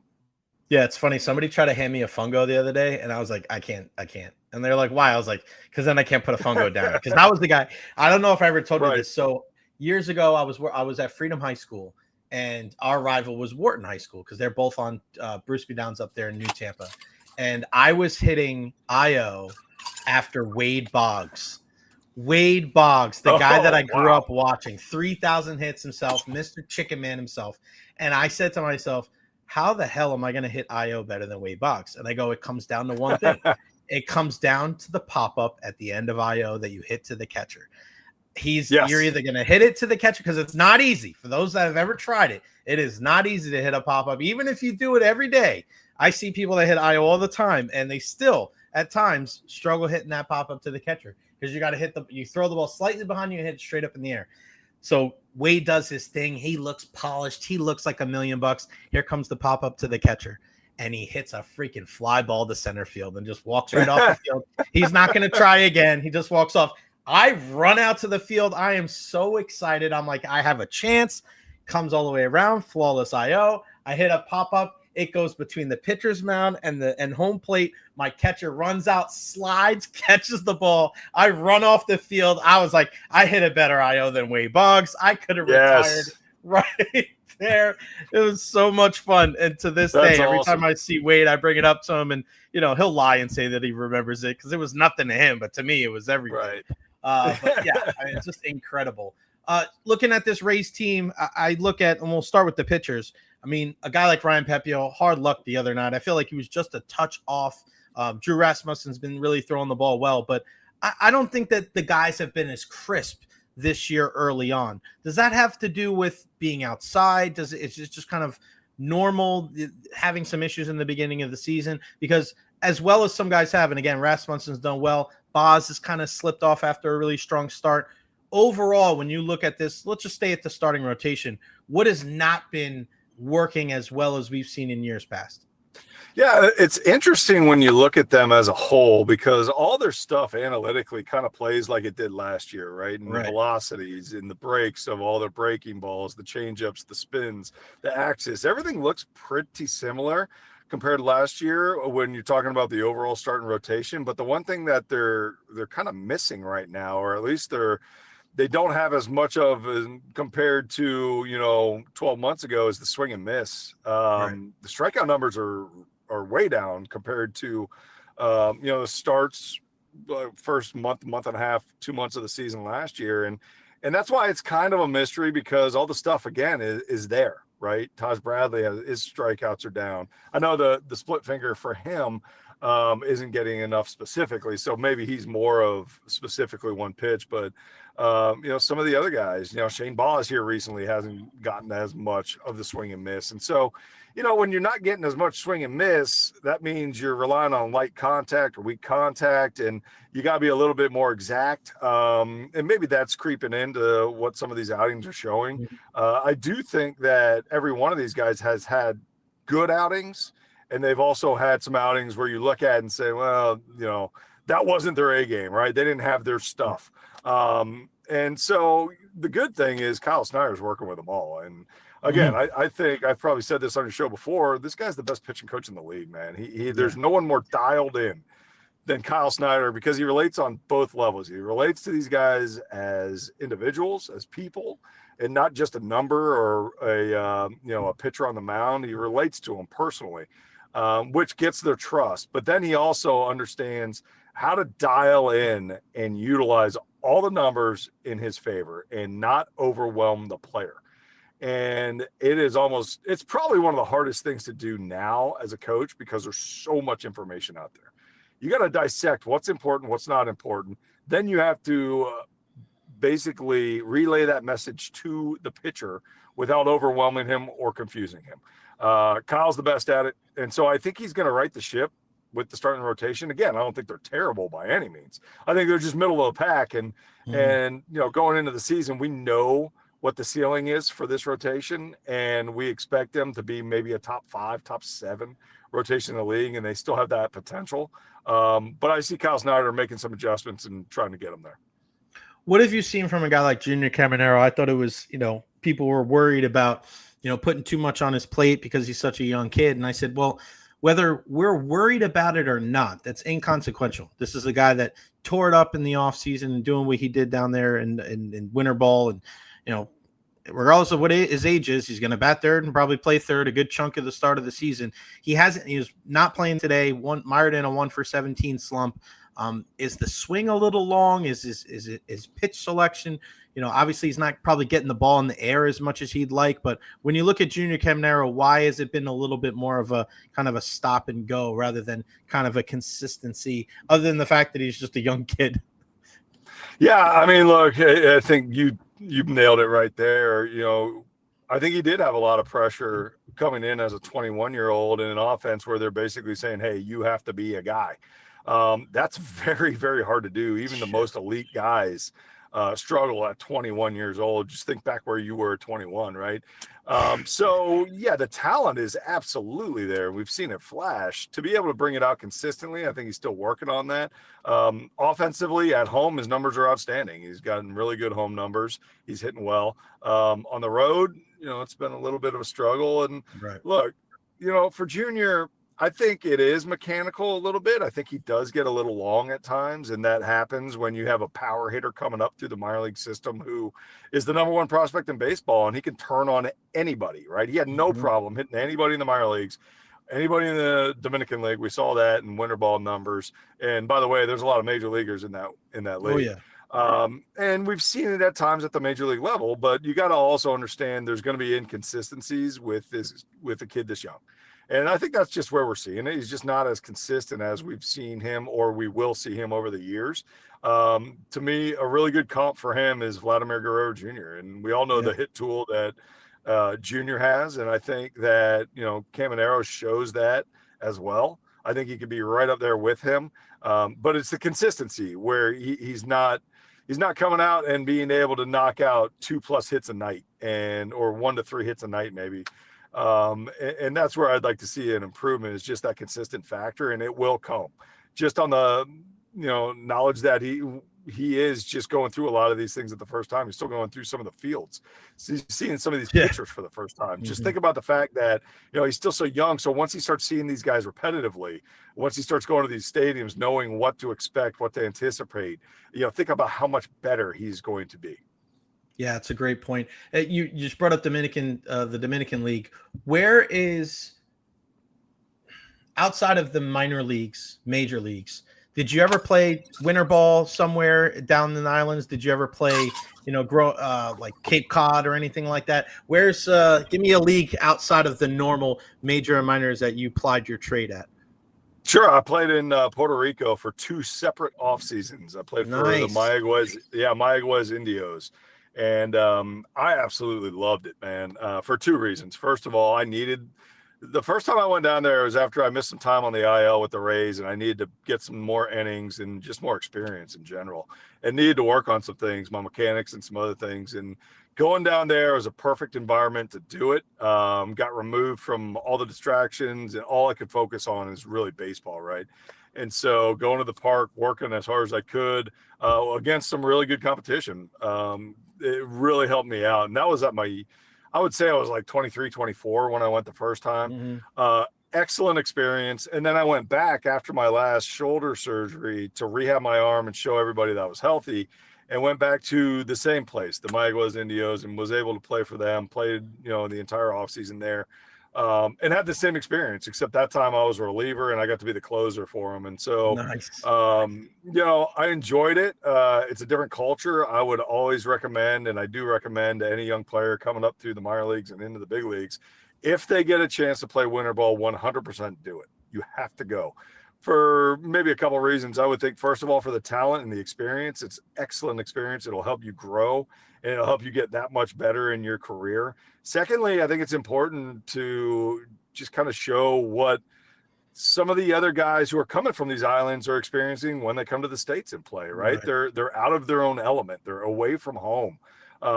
They have to figure out how to deal with being away from where they grew up. And, at times you feel a little bit on your own, and all those things that you experience. I think it's really good for the growing process and for the understanding of what your teammates go through. And I think it can only help and benefit you as a teammate and as a player.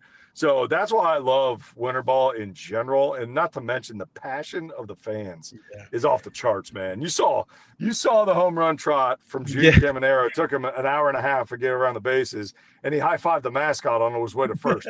And he was still going home, and everybody was still in the stands jumping up and down, loving it. So that's just the passion that they bring, and it's a lot of fun to see.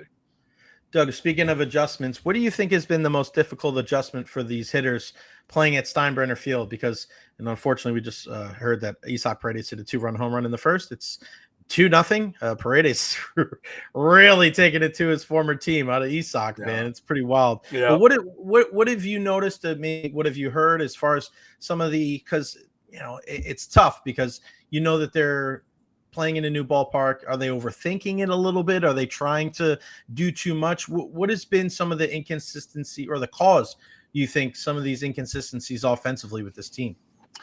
Yeah, it's hard to say to generalize what the inconsistencies and the lack of offense. It's hard to say because I think everybody's a little bit different, right? You got certain guys who are struggling more so at home than others.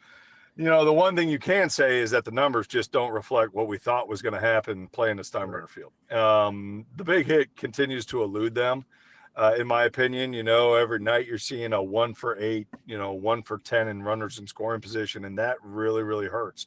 Because it means that you're creating traffic, but you're not getting the runners across the board, and you have to have that, especially when somebody else called. You almost saw it in his face. Oh, wait. You're in back? Oh, we got you back. There we go. You talk about what could be the issue and could it be getting to them mentally? I don't know. I don't know if it's fair to say mentally that they aren't the same focus as they would be on the road. But what I will say, and I haven't heard this from any of the players, I'm just talking about mental experience from what I would basically experience. I would think an 8 facility. There's a feeling that when you go into this facility. All right, hold on. Okay, no, I know it looks like a spring training, it looks like a spring training facility, but these games still matter. These games matter now. And I think the fact that they weren't able to transition from spring training into a new facility, I don't know if it has anything to do with it or not. But for me, it would be tough. It would be tough as a pitcher. Right. Go in there and try to make that work. But look, they're not going to give you any excuses. They're going to go out there and they're going to tell you that, hey, they need to get better. They got to get better, specifically at home. And, they're working on finding ways to do that. Yeah, I mean, looking at this, hopefully they're able to figure it out. And they got a bunch of road games coming up, too. Who are there any players? Who are you looking at, Doug, before I let you go? Any pitchers or hitters that they look like they're getting closer to kind of snapping out of this thing? The bullpen's starting to look sharp. That's a huge key for these guys. Kevin Kelly, I think, is going to be coming back at some point. The bullpen has to be good for this team to win. And, I think the bullpen is throwing better in general. There was a little bit of a hiccup there in the middle of the first part of the season. I think now we're starting to look a little bit better and more locked in. The other guys that I'm seeing, Yandy Diaz is hitting the ball a lot better than he was the first month of the season. It was a slow start last year for Yandy. Now, Yandy is one of those guys that we have to have rolling. Like, his offense won't score and won't be where you want him to be late in the year if Yandy Diaz isn't putting up numbers. So it's good to see him starting to get more consistent. Brandon Lau is a guy that I would love to see go out there and break out of it. He had that monster game, I believe it was back in Toronto. Where he had a couple home runs, and I was thinking, okay, man, once this guy gets streaking hot, he's one of the best offensive hitters as a second baseman in the game. But he is a streaky hitter, and so hopefully he'll be breaking out of it and start streaking, really hot in the right direction, because if his bat's going, Yandy's bat's going, and you got Josh Lowe hitting, this lineup's totally different. This lineup can put up big numbers, and I hope it happens soon, because it's very hard to win games when you're scoring 1 to 3 runs a night. Doug, before I let you go, let everybody know as far as what you got going on at work, your other job. My other full-time job, working at Colliers as an office broker. We go out and we specialize in finding tenants office space that if your business is looking anywhere really in the Tampa Bay area, our brand is national. We can help find businesses, locations anywhere in the nation, but we specialize, of course, in the Tampa Bay area. St. Pete, Clearwater, Tampa. If your business is looking for office or commercial real estate in general, reach out to me. You can find me on social media is an easy way to find me. You can also find me through an email, doug.waechter@colliers, COLLIERS.com. There you go. The one and only Doug Waechter. Doug, I appreciate it. Give my love to the family. Enjoy the rest of the game today, and we'll talk to you soon, partner. Thank you. You're the best, Jake. Thank you, buddy. Thanks for having me on. Thank you, man. You got it, pal. The one and only Doug Waechter. Doesn't get better than that. He is the man. Yeah.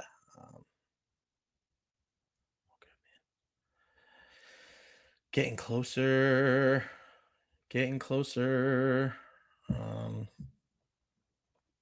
So looking at everything we got going on today, we got our guy Brian Engblom joining us at 1:30, and David Pagnotta from the fourth period. Word out of Chicago is the Blackhawks have found their new head coach All signs point to Jeff Blashill.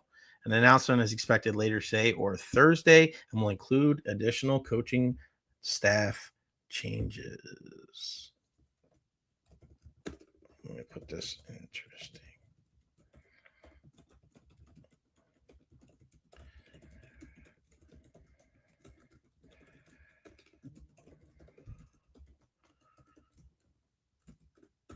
And that was Chris Krenn from the Lightning just hitting me up too. Man, still cannot wait for this game today. It's pretty wild. Do you think like for Manchester United? Let me make sure. All right, because Brian Engblom is going to join us here in a second. So there you go. Anthony saying bring back Lalonde. That is not happening, brother. That is not happening. For people that are talking about that, that is not happening. What Derek Lalonde said about Andrei Vasilevsky and him and his inability to stop those long shots did not go over well at all with the Tampa Bay Lightning organization. I'll tell you that for a fact. For a fact, that did not go over well. You are going to sit there on national TV and talking about some of the data and some of these things and things that Andrei Vasilevsky, like that kind of stuff you don't talk about. That's behind closed doors. That's something that's like, pertinent information. You're talking about certain things that I know for a fact because John Cooper told us as much. Not thrilled with what Newsy did there. So do I think he's coming back to the Lightning? No, sir. Not coming back here. They'll find somebody else if Jeff Blashill moves on. I know that a guy like Jeff Blashill catches a lot of heat here in the Tampa Bay area for what he's done with this team.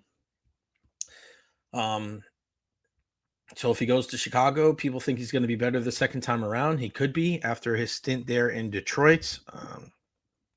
Good for him. I know he's tight with John Cooper.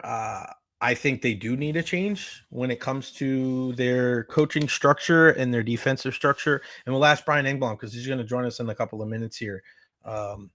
Because you can talk so much about the players, but if, we've talked to Bobby the Chief Taylor and talked to Phil Esposito about stuff like that. And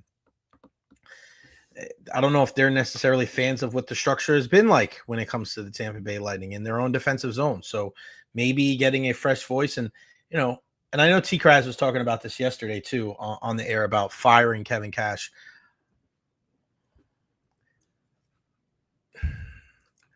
Do I think that the Rays should fire Kevin Cash? No.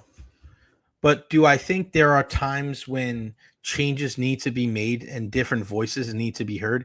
Yes. Does that mean it has to be Kevin Cash's voice? No. But to act like it's preposterous that, once again, your team's underperforming and changes could be made, I think that's just a realistic thing. Now, I'm not one of those people that looks at Kevin Cash and thinks he's underwhelmed and again, you're allowed to think that changes need to be made, or coaches and front office members need to be better and still give them their flowers for what they've done in the past. Like your resume only gets you so far, right? It's a what have you done for me lately business in a lot of businesses. And also when you look forward and you look at the adjustments that you need to make to be competitive, like the Lightning just aren't going to be competitive the next couple of years because they've had success in the last decade. That doesn't matter. You got to go out there and play. You think Sergei Bobrovsky is going to be like, you know what? You guys have done really well. I'm just going to let in a couple goals for you guys. That doesn't happen. Same thing with the Rays. The Rays have been on the forefront when it comes to analytics, when it comes to getting the most juice out of the squeeze. But that doesn't mean anything going forward. People don't care. People are going to try to beat you, and they're not going to make excuses for it. So, again, you can think that a coach or a front office member has done a great job or a poor job, whatever. You may not necessarily think they need to be fired. That's fine. But I think it's fair to critique. I think it's fair to question decisions because nobody's perfect. and nobody works at the same job forever. I think one of the best coaches, if not the best coach in professional sports history, is Scotty Bowman. Look at how many different teams he coached, right? I mean, think about it.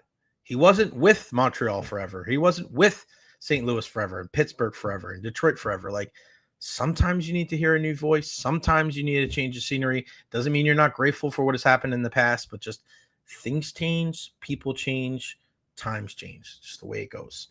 Let's bring this gentleman in. He knows a thing or two about Scotty Bowman. The one and only Brian Engblom, the Cup champ, joining us on the program. What's going on, buddy? How are you? I'm doing well. How are you, Jay? Fantastic. Great to see you, buddy. Great to see you. I don't know if you've heard this, but a couple of minutes ago, it was announced that it looks like the Chicago Blackhawks are going to hire Jeff Blashill as their new coach. I didn't see that. Not set in stone yet. David Pagnotta from the fourth period said they've kind of come to a conclusion on who it's going to be. They haven't announced Blashill, but I know he was one of two guys I've seen the last couple of days that that was kind of the thing that was coming together. What do you think about that move? And then what would that mean as far as the way that would affect the Tampa Bay Lightning? Well, I'm not surprised. I mean, he's been a head coach before, right? He came from the Detroit Red Wings. He and Coop have known each other for so long. That was a reason why he was willing to come here and be an assistant coach for a while. You want to stay in the game, right? When you're a coach, sitting on the sidelines as a head coach and only being a head coach, that can be really tough. So I admire the fact that he was willing to come here and not be the head guy. And I think it was smart of him too. I think generally John Cooper is considered the best coach in the National Hockey League. And because of that, that's why he was the coach of Team Canada in the Four Nations. So he comes here and, he takes the time and goes, okay, what can I learn? What things can I pick up from this guy? From being around it every day. And good on John Cooper for hiring him because, he didn't see it as a threat. That's important, right? That's a two-way street, not just one. So all the way around, very good. But having been a head coach and wanting to be a head coach, I mean, I've never been one, Jay, but I mean, it's not hard to figure out, right? Once you've been one, that's what you want, right? You don't want to be anything else. So good for him. He's an intelligent guy, and I think because of his time here with Tampa Bay Lightning, he'll be a better head coach going forward. What was his main focus? And it's tough for people because I know he caught a lot of heat, like, Blashill this and Blashill that. What was his main focus from what you know as far as what he handled on a day-to-day basis with this team? Yeah, I know they collaborated on a lot of stuff, all four of the coaches. I think he had some input on the power play, although Jeff Halpern seems to be the one who gets most of the credit for it. But I think he was maybe more focused on the penalty killing side. I don't know that for a fact. That was my impression. Right. So they don't always make that abundantly clear, and I get that. Any coaching staff, they will sometimes allude to, well, Jeff Blashill said this, or Jeff Halpern did this on the power play, whatever. But it's my understanding he was probably more on the systems and defensive side than on the other side. But his input, again, having been a head coach, I'm sure was very valuable to Coop. How come you decided to go the media route, Brian, instead of coaching? Was that ever an option for you? Nobody came to me and said, how would you like to be a coach with our group? You have to apply for that and you have to put in time. Very few guys jump right into the NHL when it comes to coaching. Even a few former players in the past maybe have done it. But you have to really be somebody to do that as a rule, or you got to know somebody who really knows you well, because if you get hired, you're getting hired by a coach because he knows you pretty well and likes the way you think and you think similarly. You have something to offer. But no, after I retired, I had to retire because of injury. I would like to have played a few more years, but that just wasn't the way it is. Most of us end up that way. Right. I was, in the quote unquote real world for almost 4 years, right? I had a couple of jobs. And when I had a chance to get back in the broadcasting side, I mean, I jumped at it right away. I went right after that. But on the coaching side, no, I was never really looking to become a coach. Yeah, I mean, and if you're coaching, you're not up by us in the intermission, making fun of me and all my footwear like you and Phil do all the time. What would you do? Well, you'd have to be down in the you have to be down in the intermission, going down there, yelling I at the know. team. Where's the Yeah, fun in that? exactly. No, exactly. We got to have some fun. That's for sure. Where do you think it went wrong for the Lightning? Because you look at the series against Florida, and they're still going. They beat the snot out of Carolina last night. It's just like they are just such a force to be reckoned with. But on the Lightning side, where do you think when you look at that 5-game series, maybe where it went wrong is too strong of a statement, but what really caused them to be able to come up short against the Panthers? Similar to what happened with Toronto. Florida is bigger and rougher and more playoff ready than the Lightning. Like when the Lightning won their cups and went to the finals, they had some guys with some size, right? And they didn't back down from anybody. Remember the standoff against the Islanders a few years ago at the blue line before the game started? That stuff matters, Jay. It matters in the playoffs. There is an attempt to intimidate as soon as the puck is dropped in the first game of the playoffs, one way or another. Now, some teams have it more than others, and Florida's got it. They are the most intimidating team. That's the way they want to play. You can pick any team going back, decades about, how you play. Yes, they are very skilled. There's no doubt about that. They know how to score, but they are in your face, punching you in the back of the head, tripping you, whatever, and in your face and yapping. I mean, we've seen that. They play in your face because they have enough guys to do it.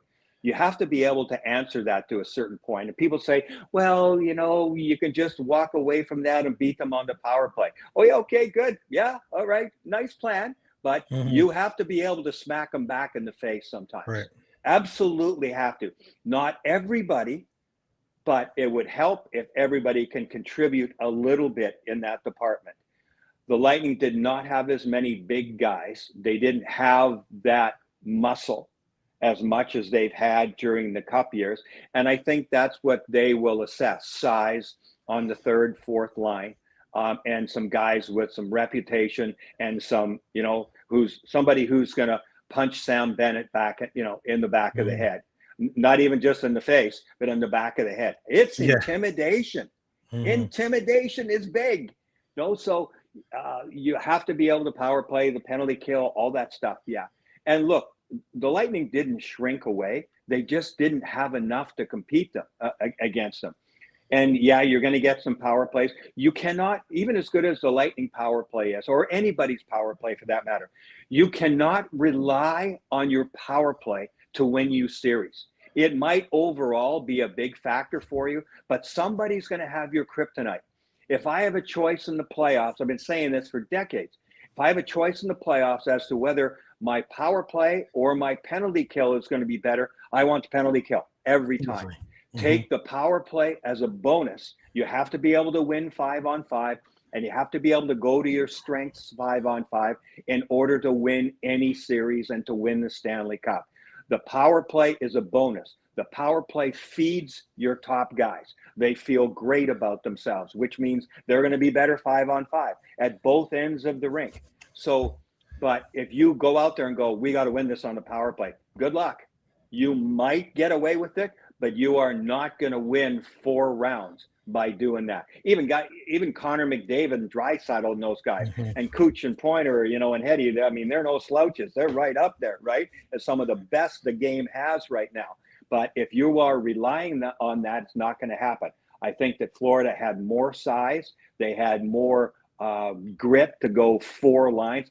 Like their top 3 centers were outstanding. You got Brad Marchand playing on the third line. He's one of the best wingers in the league and has been for a long time, and a former cup winner. That really said something to me right there. I mean, we pointed it out right off the bat. Brad Marchand's on their third line. And Luostarinen right now is leading their team in Florida Panthers in scoring. Would you have picked him? Yeah. It's amazing. Would you have picked him? He's a third line guy. So for me, I think the thing that disappointed me is the Lightning didn't pick the right guys at the right time. In other words, if you're going to go after people, go after the right people. And by that, Kachuk's always going to be in it. For me, Sam Bennett was the guy. And Yeah. I think Sam Bennett moving forward, whoever's right now, it's Carolina. Carolina tried to play really rough and tough in game one. And they had to do that, I think, to get themselves into the series. But they're not like that. They're a checking body position team. But what they were trying to say is, you are not going to run over us. But they have to get back. They got to back off that pedal. They won't win that game. Carolina will not win that series. They will run themselves into the dirt. And Florida's going, come on, keep it coming. You're not even scratching the surface on us. Keep trying. That's great. You'll run yourself. Big guys, Sebastian Aho and Jarvis and Stankoven and Svechnikov, they'll run themselves into the ditch and they won't have enough left. But be selective. And the guys that to me would be selective, for me, it would be Sam Bennett. That would be my first target. And I didn't see enough of that from the Lightning. I know I'm covering a lot of stuff here. No, but it's back fine. to the Lightning series. To me, Sam Bennett, that was the guy. You should have been running him. Because look what they did to Kucherov. Kucherov, in the first couple of minutes of game one, Tkachuk took a penalty on him, right, for boarding. I mean, he ran him. He ran him. And he was happy to take the 2 minutes. He didn't give a damn. And they kept doing it. And, they were like this to him all the time. I was in between the benches the first couple of games. It was awesome. It's so fun. And Cooch was right there. He didn't back up. Come on, I can't use the language, that they were using. But you can imagine, and Cooch was right back in their face. Amongst all the words saying, bring it on, bring it on. You're not going to intimidate him. And they didn't. People are criticizing him for, he didn't get this done or the points. Look, goal scorers, point producers like Kucherov, and goaltenders are the easiest to point the finger at. Any idiot can do that and go, well, look at that. He didn't have enough points. He should have had this many. Oh, the goaltender, he let in 5 goals. That's no good. Well, you have to consider a lot more than that when you look at any individual game, and certainly over the course of the series. I don't fault Cooch at all. I think there were some guys on the team. I think that in general, the team didn't have as much pushback at the right players. As I said, you don't have to run everybody, because I think the Lightning were more this year like Carolina is in this series. Yeah, they'll hit, and they're not afraid of the rough stuff, but they're not going to run over other teams. Florida is that team. So pick your spots and play by the clock and the score. And so when you're losing a certain game, that's when you go after Bennett, and you have guys out there and you go, hey, call them every name in the book, get in his face, take a couple of extra minute penalties, but everybody on the team, you go in the room and you go, everybody, every time Bennett's on the wall. I mean, every time. That's what Paul Maurice has his guys doing, right? I mean, they get it. And you've seen some of the clips, like I have of Paul Maurice behind the bench, where he is screaming at his guys. Just screaming at his own players, not the opposition, at his own players. Like, he's getting the message across. Everybody hit Kucherov. Everybody hit Braden Point. Everybody hit Cirelli and Hagel, and the whole Hagel situation. And once the Hagel-Barkov thing happened, look what happened. They went right after Hagel. It was illegal. It was brutal. That's playoff hockey. I'm not condoning it. I'm saying you have to be able to deal with that. And I didn't think that got done on the level that it needed to get done.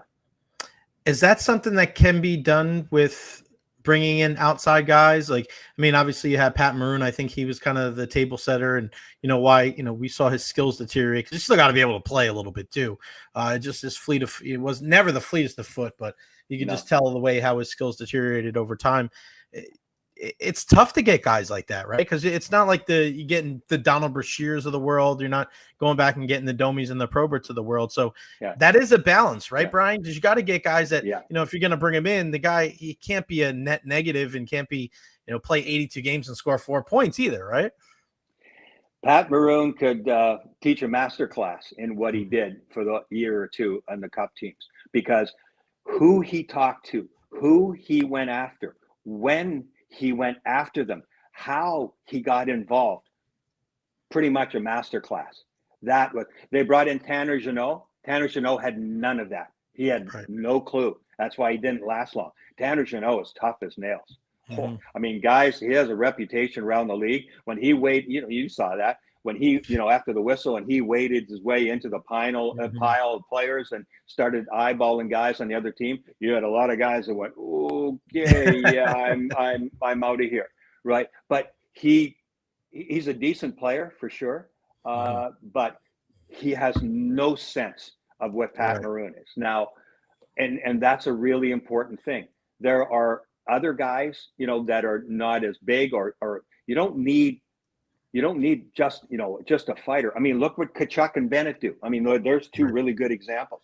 They're really good hockey players, but they'll get in there. Will they drop the mitts? Absolutely. They'll do it at the right time. They're smart, and they don't go with just anybody. If a 6/7 defenseman is in the lineup and comes at them and wants to take a piece of them, they're going to just laugh in their face, right? But a Braden Point or a Kucherov or whatever at the right time in the game, you're damn right they're going to drop the gloves. Plus, they're going to slash them off on the side of the knee or on the forearm. It's just how it's done. You can argue it one way. Playoff hockey is not fun. It's not nice. It's not pretty. It's only fun when you win. That's it. End of story. And players like that will do whatever it takes in order to win. Yeah, it's pretty funny. Not fun, but it's that's why it's so rewarding pressure at the end. Yeah, that's why it's so rewarding at the end. And look, the P word, pressure. A lot of guys shrink from it, and that's what they talk about playoff experience. That's what that's all about. It's about getting used to that pressure, especially if you're on a favorite team. Some teams are in just because they had a really good year, and it's like, okay, let's give it a try here. Are you really going to be a cup contender? Yeah, probably not. That's nice for the coaching staff, and that has young players that are coming along and go, okay, you got your feet wet. Here you go. It's a process. Blah blah. Like blah. Montreal. But yeah, great example. Great example. And that's what Marty St. Louis is doing. Now Now you got a taste. We got to be way better at this, because you can't explain all that. You have to live it. You have to taste it, and you have to get beaten over the head a few times in order for it, for it to work. So all those things have to happen. But there are some players who are perennially really good in the playoffs, love to jump up to that next level. And there are some that have played a long time in the league. When the pressure comes on and it's tight situations, are never any good, because they can't stand the pressure.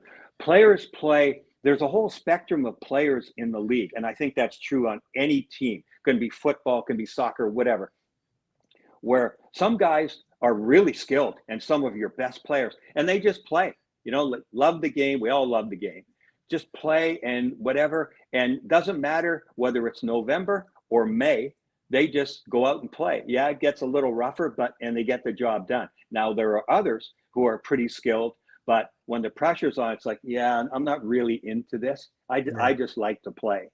And it doesn't really bother them enough, and they don't want to go to that next level, and they do get intimidated. And then there's other guys who are grinding in October and November and can't wait. They're salivating by the time the middle of April comes around, big dogs that want to fight all the time. So you have that entire spectrum of players that get involved in the playoffs. And that's where coaches and management look and go, that guy was really good. Didn't know he was going to be that good. And the other guy was like, where was he?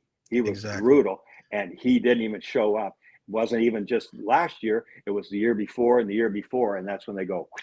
And other, people around the league will look and go, well, why'd they trade that guy? Because they know when the guts are on the line, it happens. They go, no, wasn't there. Hasn't been there several times. This is the perfect segue to what the hell happened with the Toronto Maple Leafs. I mean, every single year, Brian, it's the pot. This year is going to be different, guys. I'm telling you, they've won 2 playoff series in 21 years. Unbelievable. With the collection of talent that they put together. I actually kind of like what they did, bringing in Tanev, bringing in Carlo. I was like, okay, this might work.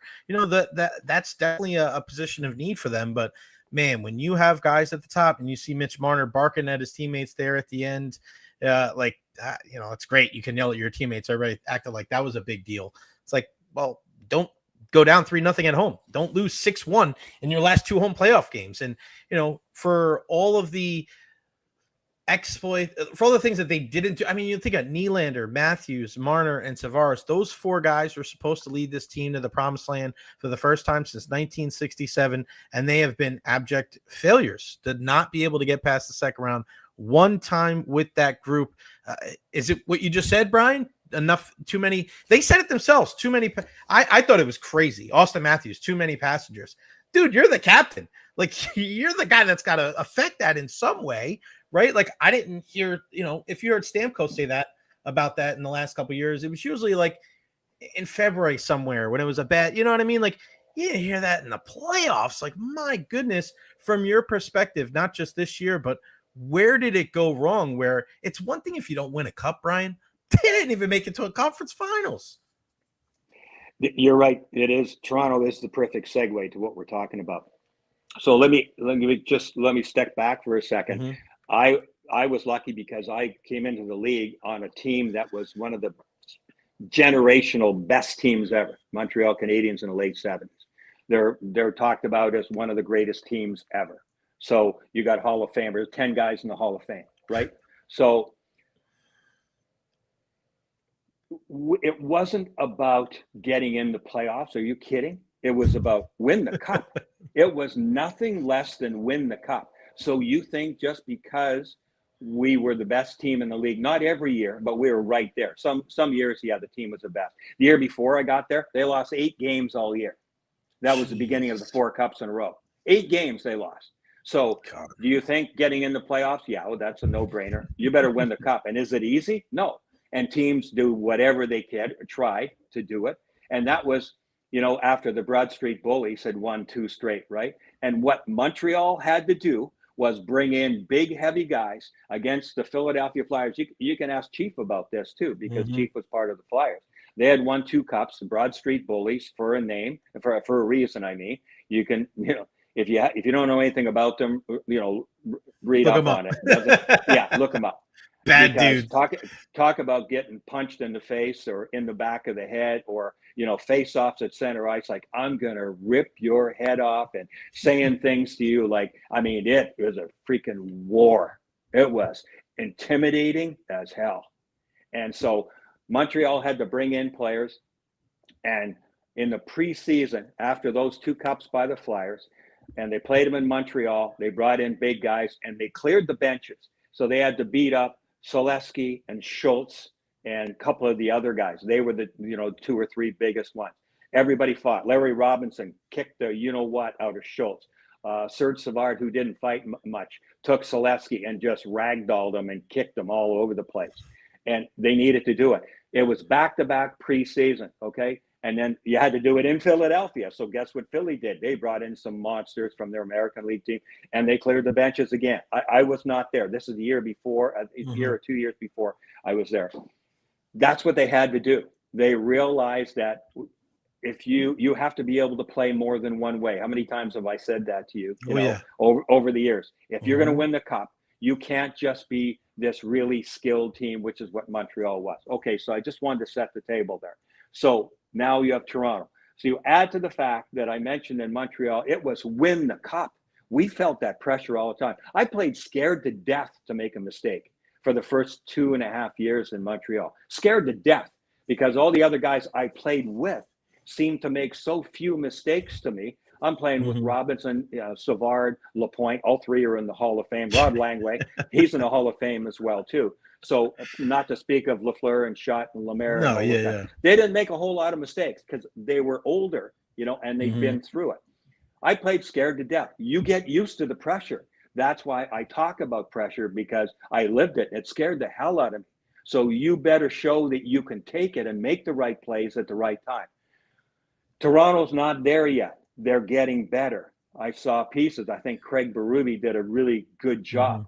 But he can't do everything. You can't explain everything. You have to go through it. Mitch Marner yelling at his guys. I don't know exactly the background. I saw a clip of it. To be honest with you, I watched very little of that Florida-Toronto series. I couldn't watch it. I couldn't watch it.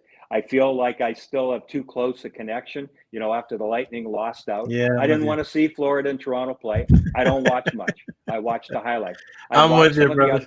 I watched some of the other series. Hey, as a player, once I was done, I didn't watch the Stanley Cup Finals. Yeah. I never did. Maybe I turned it on for a period here or there. I didn't watch it. I was done. It hurt. I don't like it. So I definitely didn't watch that. So Toronto got a little beefier for sure. They have all kinds of talent.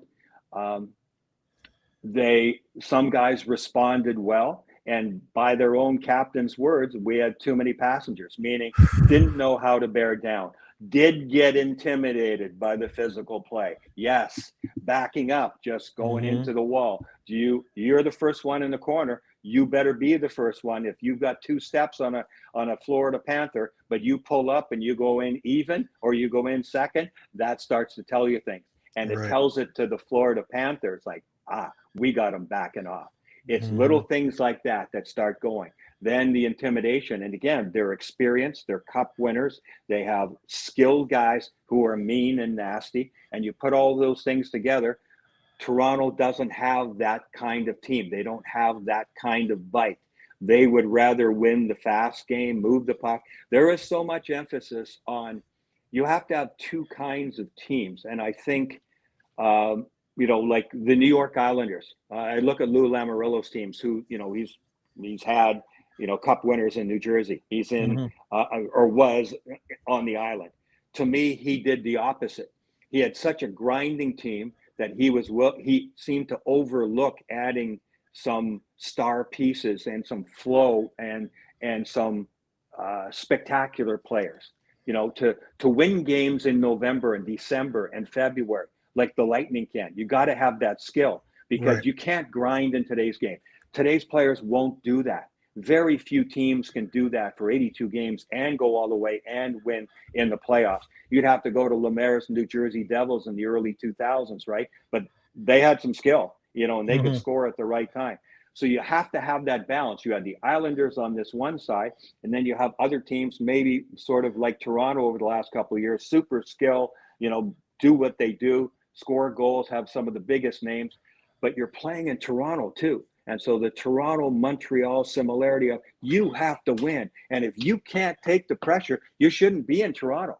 I think that Toronto and Montreal still have to really seriously look at players who can handle pressure and really do their homework when they're trying to acquire somebody in free agency about, does he have a reputation of not being great in the playoffs? Well, we'll bring him here. Okay, he might help you in the regular season, but don't count on him in the playoffs. Do you really want that guy?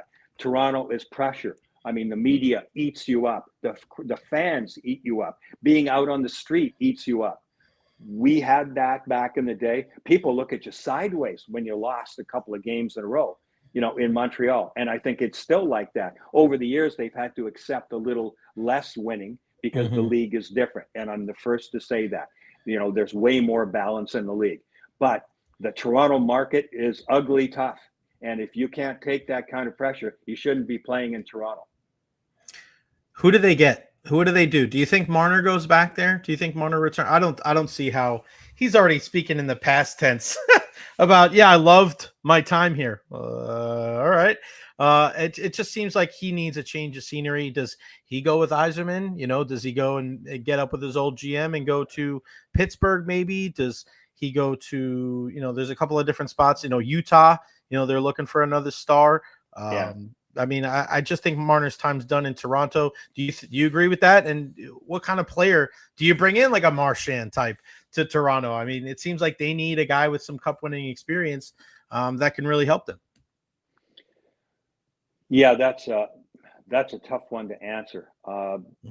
I don't know Mitch Marner personally. I've seen, what you have seen, read what you have read, watched the games that you have watched, heard some of the things that he has said, and maybe he is, just tired of being in that fishbowl in Toronto, and maybe he's got his eye on a certain team. Well, good for him. Free agency, that's what it's all about. Players are lucky these days because they can go where they want, especially when you're as good as he is. And sure, money's going to make a difference, no doubt. But I mean, for me, if he's going to make the difference between 12 million a year or 12.5 million a year going somewhere else, is he going to take the extra money? Maybe he's that guy. I don't know. Yeah. But see, there's so many factors. But I mean, for me, it's like, really, the difference in that, you're going to be just fine the rest of your life unless you're a freaking idiot. So, there's a lot of factors. He probably has his eye on a couple of teams for sure. These guys, he's been around long enough. He knows the organizations. He knows players around the league. How does it really work there? What's it really like to play? And it may be as simple as, and like, we're all human. There are certain cities that I went and played in. I loved them instantly, and others that I hated instantly. Mm-hmm. So people don't even know that. And for no particular reason, you just go, I don't like it here. That's on the ice. Never mind the city. But if you have a bad feeling, I'm just giving you a range of situations and thoughts that can go through a player's mind when they have, the ability to move, like Mitch Marner does right now. And he's the one sitting back and going, okay, boys, who's got what? And then narrowing it down from there. Can't wait to see it. What do you got planned for the off season, my friend? We'll be in Florida most of the time for sure. Get out of town, going up to see my mom second week of June. She turned 90 last month. Wow, awesome. So we got to go up and see Where her. does she live? From Kelowna, BC. Okay, nice. Okanagan Valley. Yeah, it's about a 2.5, 3 hour drive from Vancouver, up the mountains and then down into the Okanagan Valley. It's a beautiful spot. A ton of NHL people spend the summer there. I mean, probably 50 in that area. No lie. Barry Trotz is always up in that area. All kinds of players. Jamie Benn, all kinds of guys.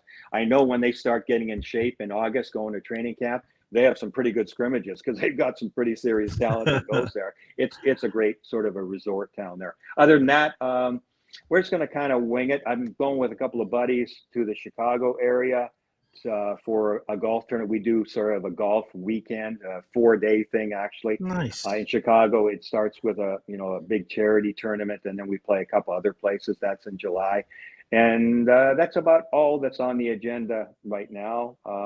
Play a little golf here this summer, do some stuff for the Lightning here and there, and just enjoy, sort of decompressing here for a bit.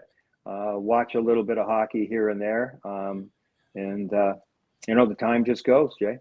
Yeah, you got that right, buddy. And then before you know it, we'll be back at Emily once again. And also good news. I know everybody was worried about the whole change with the TV crew, but you, Dave, and Gabby, you guys are going to be back. How excited are you? I know it's going to be different. We know that Scripps has done a really good job with the Panthers, but now that you guys are getting away from FanDuel, going with the Scripps, it's got to feel good. And I know a lot of people are very happy that you guys will be back for next season. Yeah, I think I know the organization is really happy, and they've done their homework because they always do. They've been looking at this for going on 2 years, I think.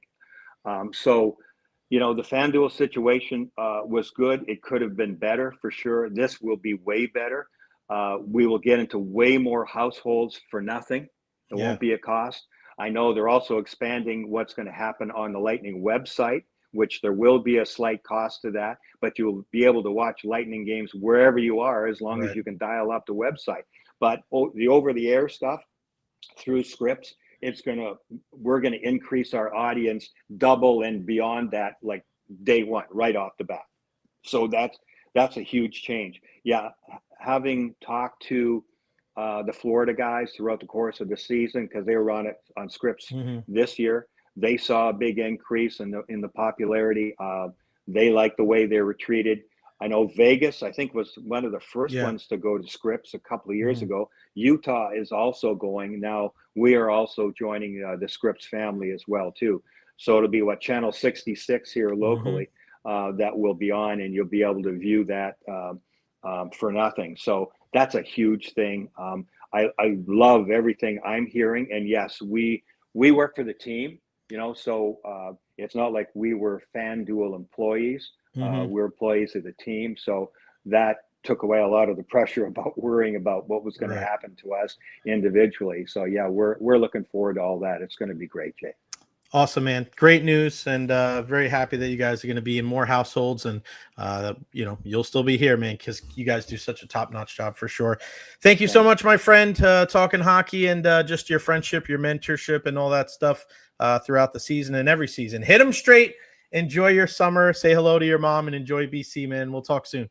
Okay, buddy. Polish up all the sequins and polish those shoes, buddy. All right, I'll be looking for some new ones. I have to get it in there. Opening night will be here before you know it, my friend. And Phil Esposito is going to be shielding his eyes. That's right. He's going to have to get cataract surgery because of the next pair that I got breaking out. We're going to have to get together at Christmas one day, and you pick them out, and we'll buy Phil a pair of those shoes. That I would pay admission to see that. Oh my Make God! him wear them and let him strut around in the press box in between periods with a pair of shoes bought by Jay Recher. Now that I want to see. And then he'd probably light them on fire and throw them into the trash can. As long as he doesn't do it at Emily, he can do whatever the hell he wants with it. You got that right, partner. Thanks, Brian. I appreciate you, bud. Talk soon. All right, Jay. Thank you. See you. See you, buddy. He's the best, Brian Engblom. Yeah, man, we have so much fun with just busting my chops about the shoes. It is such a great time. We are so blessed. I mean, for the crew that we have, I say it all the time. We're so lucky to have. It's a national crew. Like Dave Randorf is a national guy. Brian Engblom's a national guy. And Gabby's one of the best in the country. So love them all. All right, that's gonna do it for me. Pray for me. Pray for my guys, please. And Carrick Barnett on here with the "Come on, you Spurs." We need a win. Oh man, 54 minutes away. Follow me on all social media platforms: Facebook, YouTube. I can't even speak. Facebook, YouTube, Twitter, Twitch, TikTok. Like and subscribe on YouTube. I'm just hoping my guys win this one. I'm hoping. Please, God, please let them win. All right. Big thank you to Brian Engblom, Doug Waechter, Martine Gramatica for joining us. Our friend Casey Hudson used to work here in the Bay Area. She's up in Boston. She's going to join us on the program tomorrow. Man, here we go. It's going to be fun. Manchester United, 3:00 Europa League final against the Spurs, Tottenham Hotspurs. Pray for my guys, all right? Pray for my guys. I love you all. Thank you so much for the support. We'll see you.